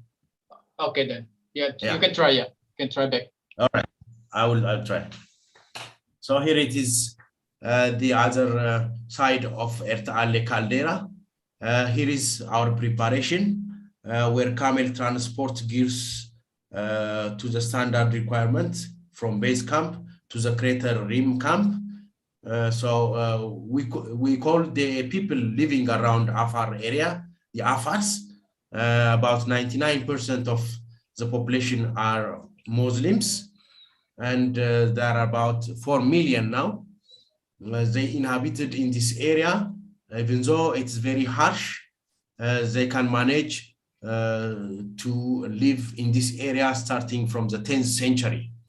They're like their lifestyle is nomadic, and they're very much like the Bedouins, you know, Bedouins. So their house, the formation of the house and everything is like the Bedouins. Now I want to just make a quick look at the Dalul formation. Yeah, please share again. Yeah. There is Which still is to a, share. yes, which is a Dalul. It is a volcanic geothermal complex and a very unique and spectacular system in the remote Danakil Desert of Ethiopia. As you see it here, it's me along with my clients or travelers walking on the. Yes. There is no share.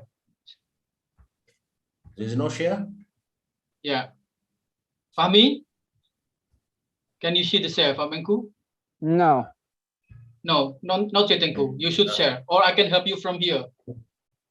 Maybe. Okay. You want to see this one, or Yeah, How last, about it? last your Hello. explanation is from here. Yes, down.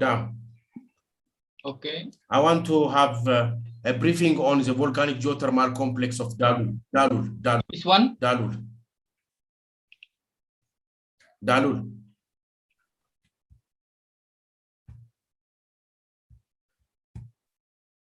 This one.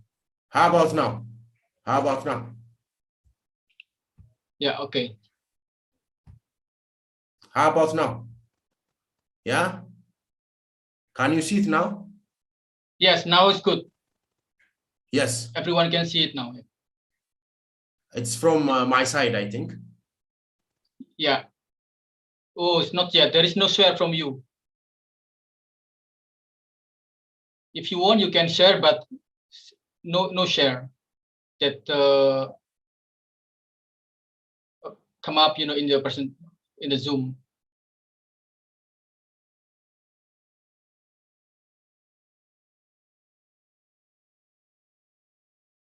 Okay.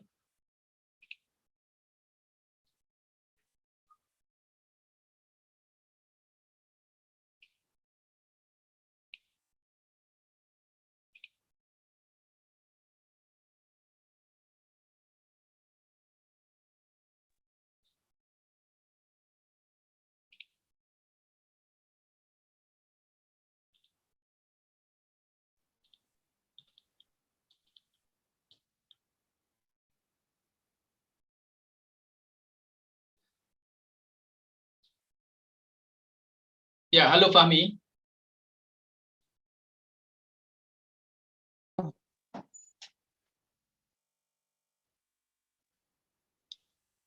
Yeah, hello, Fahmi. Yeah. It looks like Enku again disconnect, so Okay. Enku, can you unmute again? Your microphone still mute.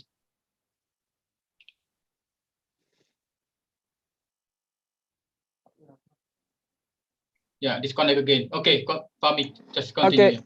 Okay. While waiting, Mr. Enko reconnected, we will continue to answer the question.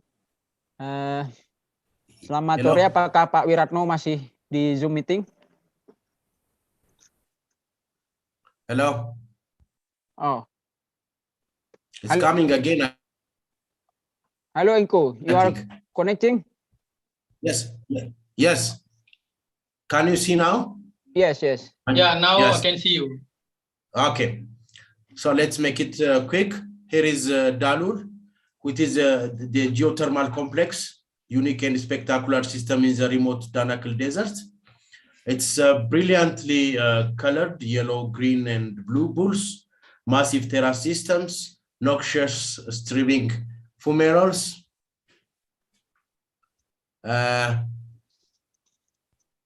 and mineral shapes and structures, which are the product of magmatic intrusion into the salt.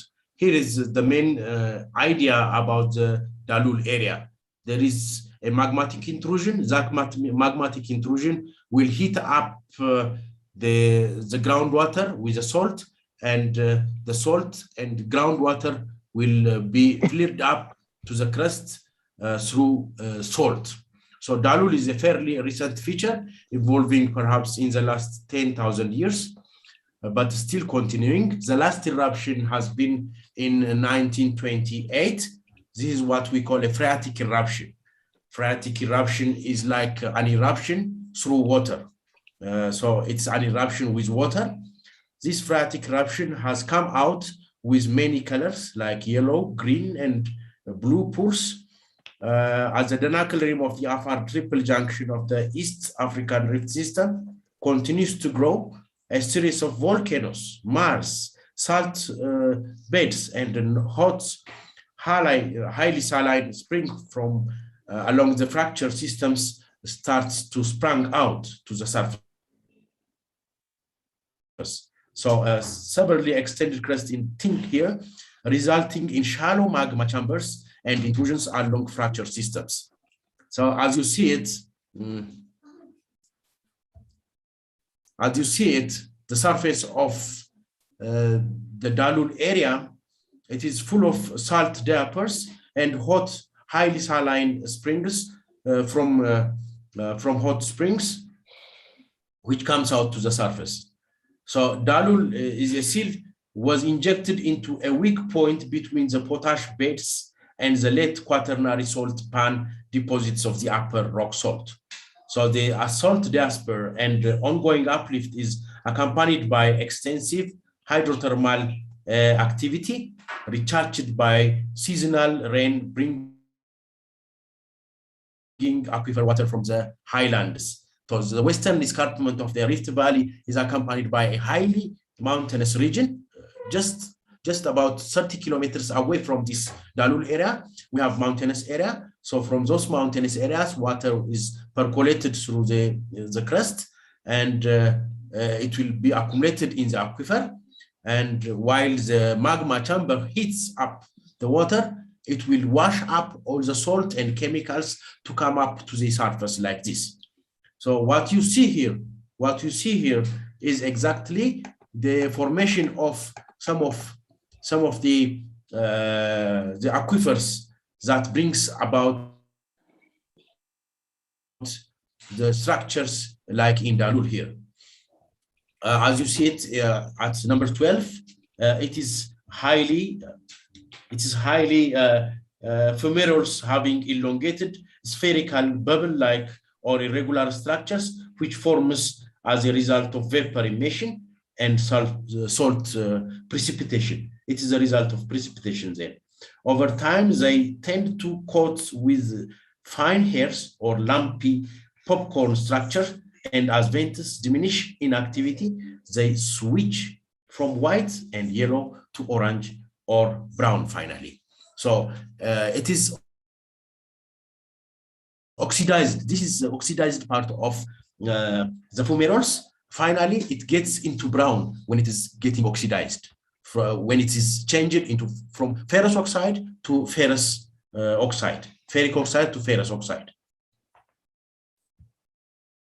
Again, here we can see some of the shallow terraced pools, which is extensive, but seasonally variable in size and activity. What you see here will be changed immediately after the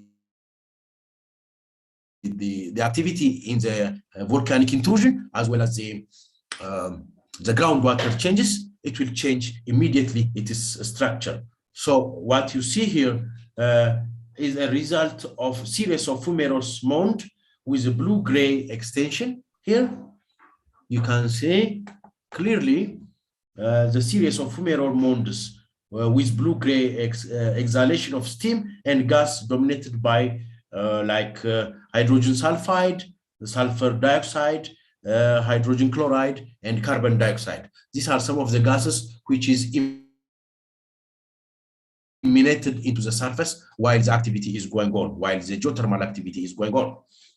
So the delicate halite structures that you see here, it is a delicate halite or eggshell structures which is formed from the salt, and the yellowish part is most probably the sulfur. The bluish part is potash, and the brownish and the reddish part is the result of oxidation, the oxidation process. So the structure and yellowish and brown popcorn structures mostly comprised of jarosites. This is one of the mineral which presents or which exists in this part of the area. Typically mantle the dried platform. The eggshells mark offices where emitted gases condensation and then evaporates as the contact between salt surface and the atmosphere, allowing the delicate structure to form like this.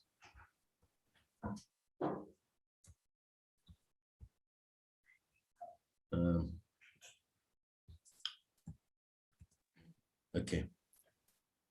I have finished the Dalul part. I have touched, I think, very well Ertal and the Rift Valley part. What I would like to thank everybody for your patience, because there was an interruption from my presentation. There was an interruption, and taking your time is really I would like to say sorry for all these inconveniences. Maybe for next time, I will arrange my 4 GB and then present it very well. For now, if you have any question, I'm ready to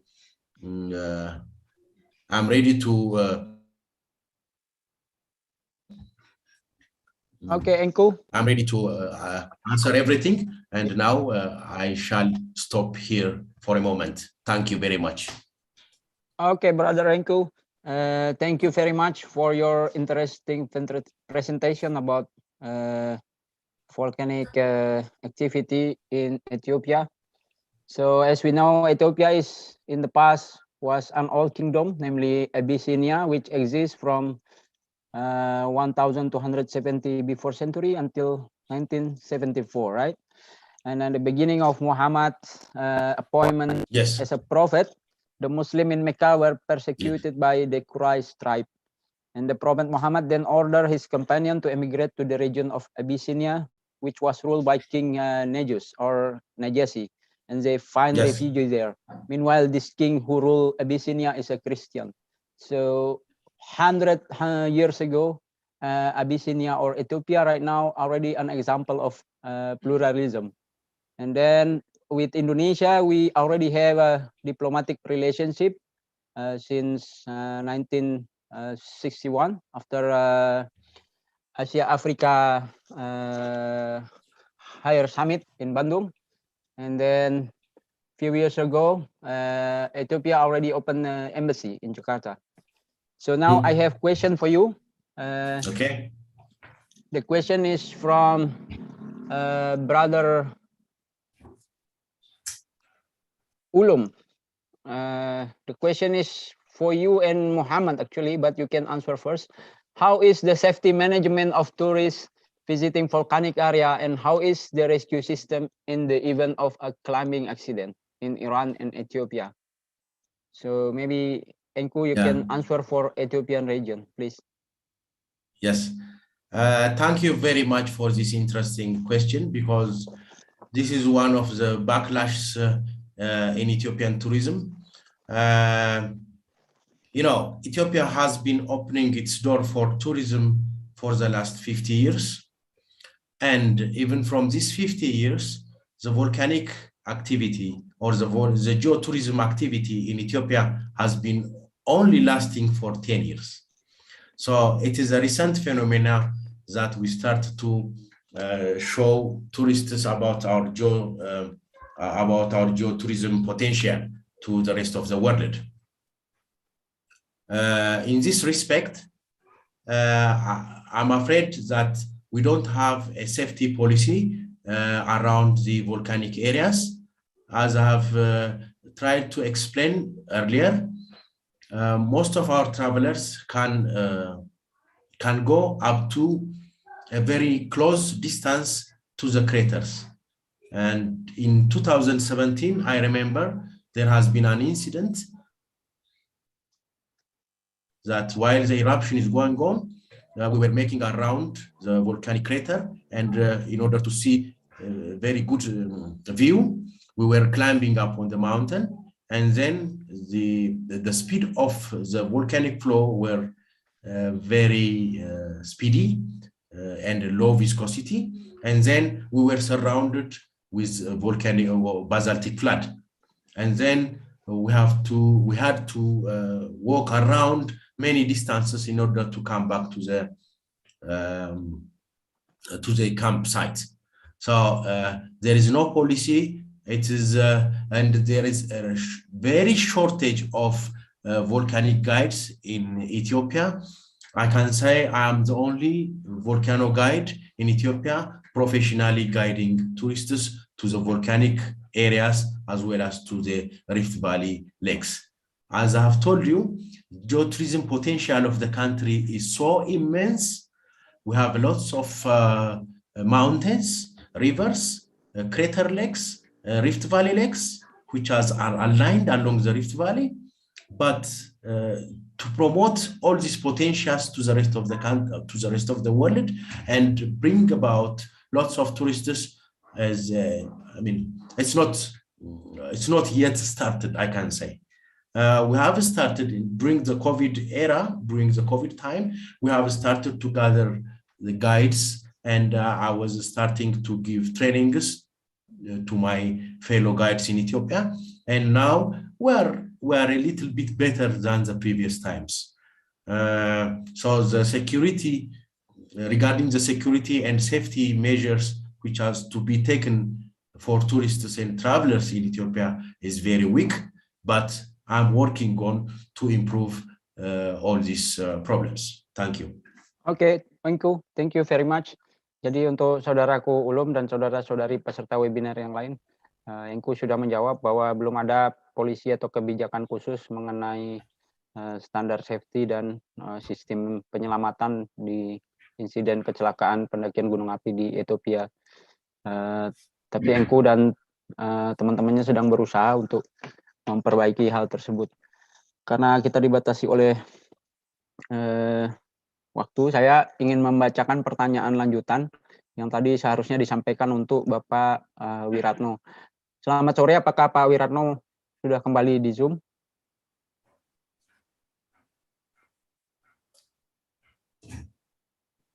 Selamat sore, Pak Wiratno. Izin Mas Fahmi. Ya. Saya Dedi Rinjani. Oke. Jadi pertanyaan untuk Pak Wiratno dibantu jawab sama Pak Dedi aja ya. Ya, siap. Dan ada beberapa teman-teman kepala balai pengelola gunung di Indonesia yang akan membantu saya. Ya. Baik, saya ingin menyapa dulu. Selamat sore untuk Pak Dedi Asriadi. Beliau Kepala Balai Taman Nasional Gunung Rinjani. Terus saya lihat di screen juga ada Ibu Juni Janti, Kepala Balai Taman Nasional Gunung Merbabu. Terus ada juga Pak Kuswandono, Kepala Balai Taman Nasional Gunung Cermai, dan banyak lagi bapak-bapak dari Balai Taman Nasional dan dari BKSDA. Ini pertanyaan untuk Bapak Wiratno yang nanti akan dibantu dijawab oleh Pak Dedi dan Bapak Ibu Kepala Balai Taman Nasional yang lain. Pertanyaan ini dari saudara kita Doni Marcellus. Doni Marcellus ini orang Indonesia tapi sekarang kebetulan berdomisili di Colorado, Amerika. Dia seorang outdoor enthusiast, fotografer di sebuah non-profit organization. Pertanyaannya adalah, as I observe image of several campsites in Indonesia, example Prau and Arjuno, the tourism activity impacts are critically visible. Erode and decrease ground quality. To what signs or methods should be considered when establishing the number of permits to hike and camp at certain areas? Jadi saya translate, ketika mengamati gambar beberapa tempat perkemahan di Indonesia, misalnya Prau dan Arjuno, dampak kegiatan pariwisata sangat terlihat mengikis dan menurunkan kualitas tanah. Ilmu atau metode apa yang harus dipertimbangkan ketika menetapkan jumlah izin untuk mendaki dan berkemah di area tertentu? Silakan Pak Dedi mungkin bisa menjawab. Ya. Terima kasih Mas Fahmi. Dear Mr. Doni Marcellus. Don Marcellus, I would like to answer in Indonesia.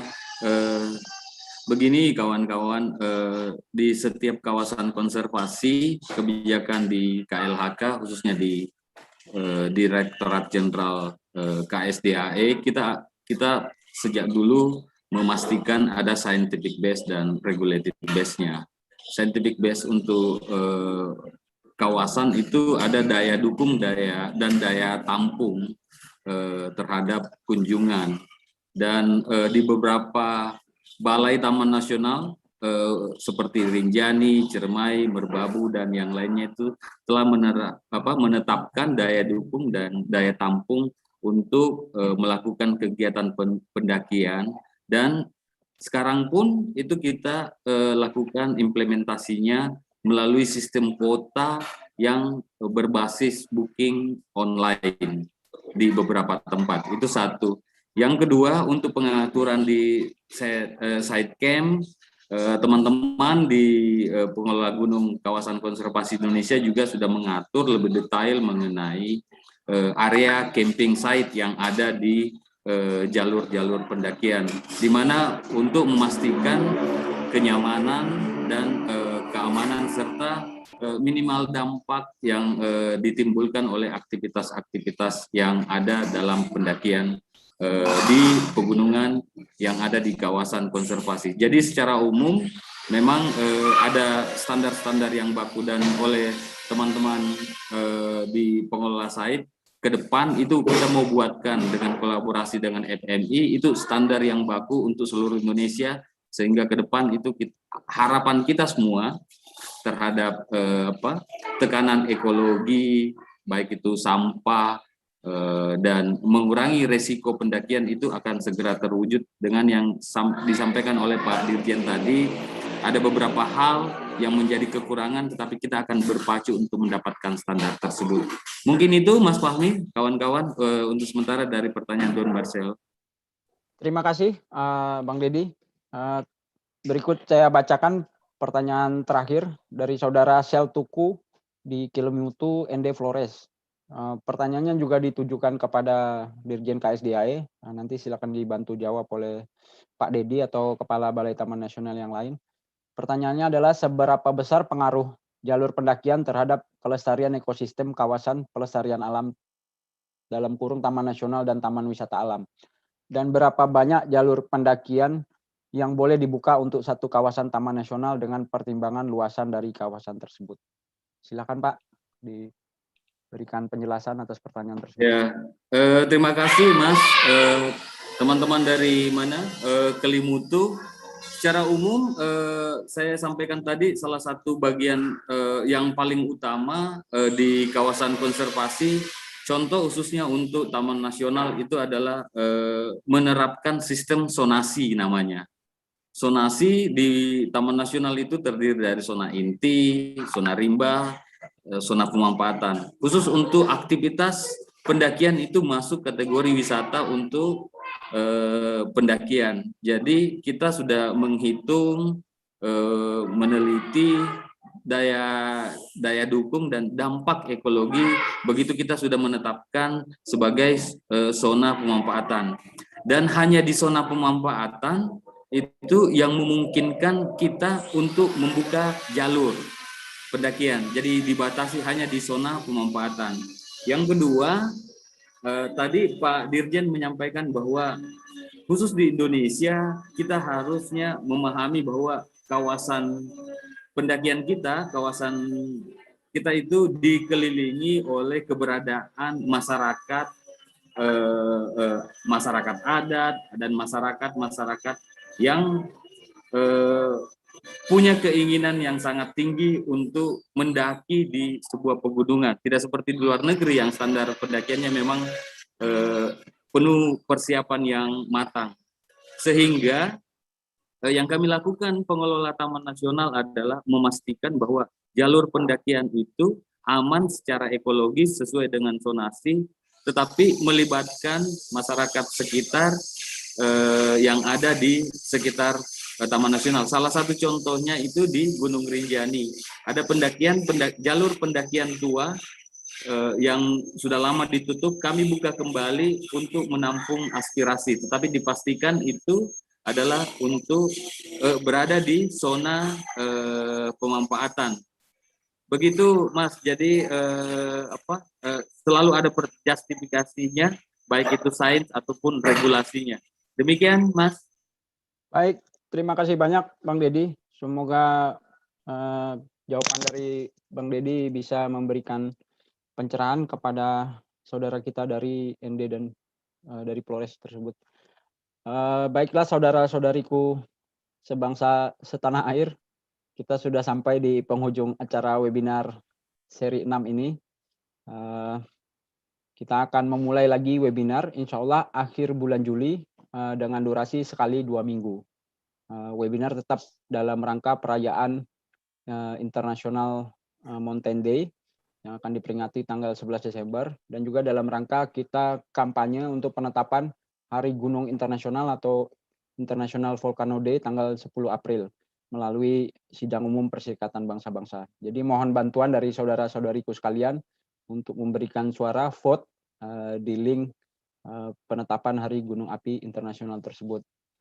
Saya Fahmi Ramli, Sekretaris Jenderal PB FMI, secara pribadi dan secara organisasi memohon maaf jika ada kekhilafan selama webinar ini, dan dari awal dari semenjak webinar sesi 1 tanggal 20 9 Mei. So I would like to say thank you very much to our brother from Ethiopia, Mr. Enku Mulugeta, and our brother from Iran, Muhammad Hajabul Fat. It's an honor for us to have you as a speaker in our webinar. I myself, and then as personal and behalf of Indonesian Mountaineering Federation and then all webinar committee, apologize if there is a mistake from our side during the preparation of this webinar.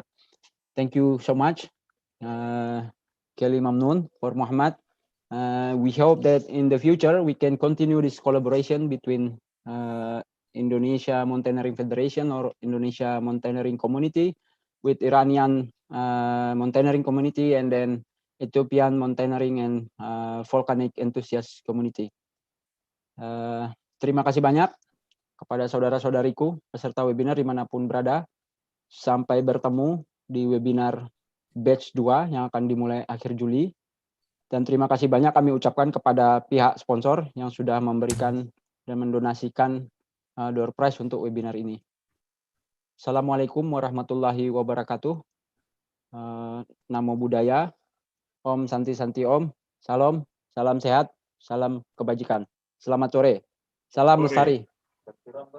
Bravo konservasi. Komandan Dedi, Jos. Bravo, bravo. Mantap. Terima kasih, Pak Barata.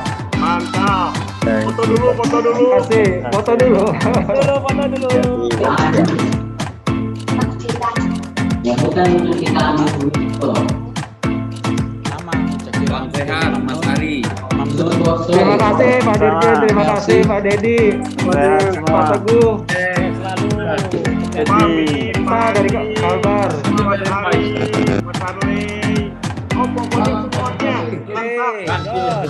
Pak Aris Andi. Ari, mantap. Sehat semua. Selamat, Ari. Alhamdulillah. Senang. Oh, 6 minggu yang luar biasa. Jadi di foto nih. Jadi, terima kasih Pak Teguh Setiawan. Selamat bertugas Pak. Selamat bertugas Masku. Pak Kuswandono, selamat bertugas tempat yang baru. Pak Teguh, selamat teman-teman. Selamat datang Pak Teguh. PN sama teman-teman. Mantap.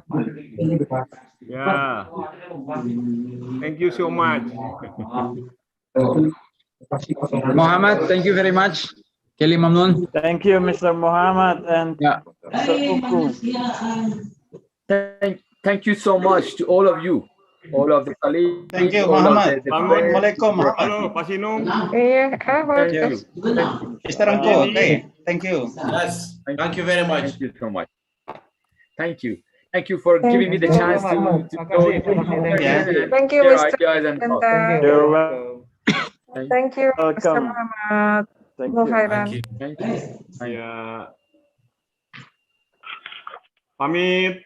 Ya, Terima kasih. Matur nuwun, Pak. Terima kasih, Bapak. Pak Sino. Makasih Pak Wami. Mana Mas Andi? Nongol dulu dong, Mas Andi. Pamit dulu nih. Mas Andi nih luar biasa. Dari Kalimantan, apa kabar? Ya. Ya, baik Pak. Ya. Ya, siap. Terima kasih semuanya. Thank you, Engku. Oke. Thank you, Muhammad. Ini tuh lagi tutup sekarang bukannya Pak. Ya. Thank you, Andi. Semuanya sudah. Pak Dedi, Asriadi. Ya, begitu cepat selesai sampai tanggal 9.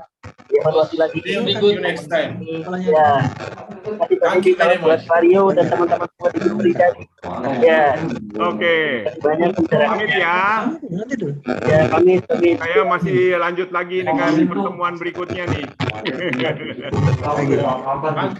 Jalan Haryadi. Ya, pamit. Terima kasih ya. Salam buat semua ya. Ini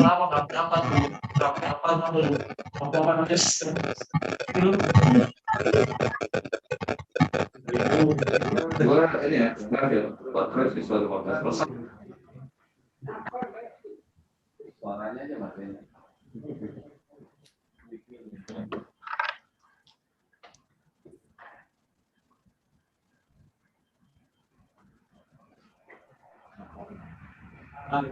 Oke, semuanya sore izin pamit. Terima kasih semuanya, sehat. Terima kasih. Terima kasih semuanya.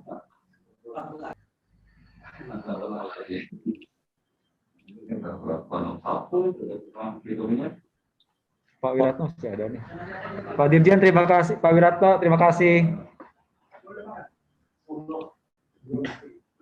Masih ada Pak Wiratno.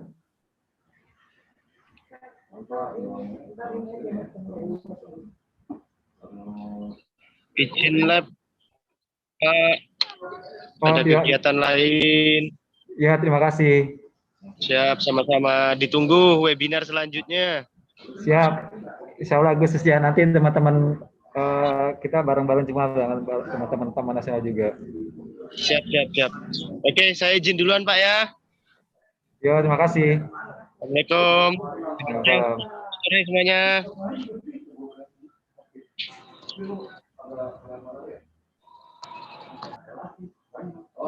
Mas Andi, YouTube off, Mas Andi.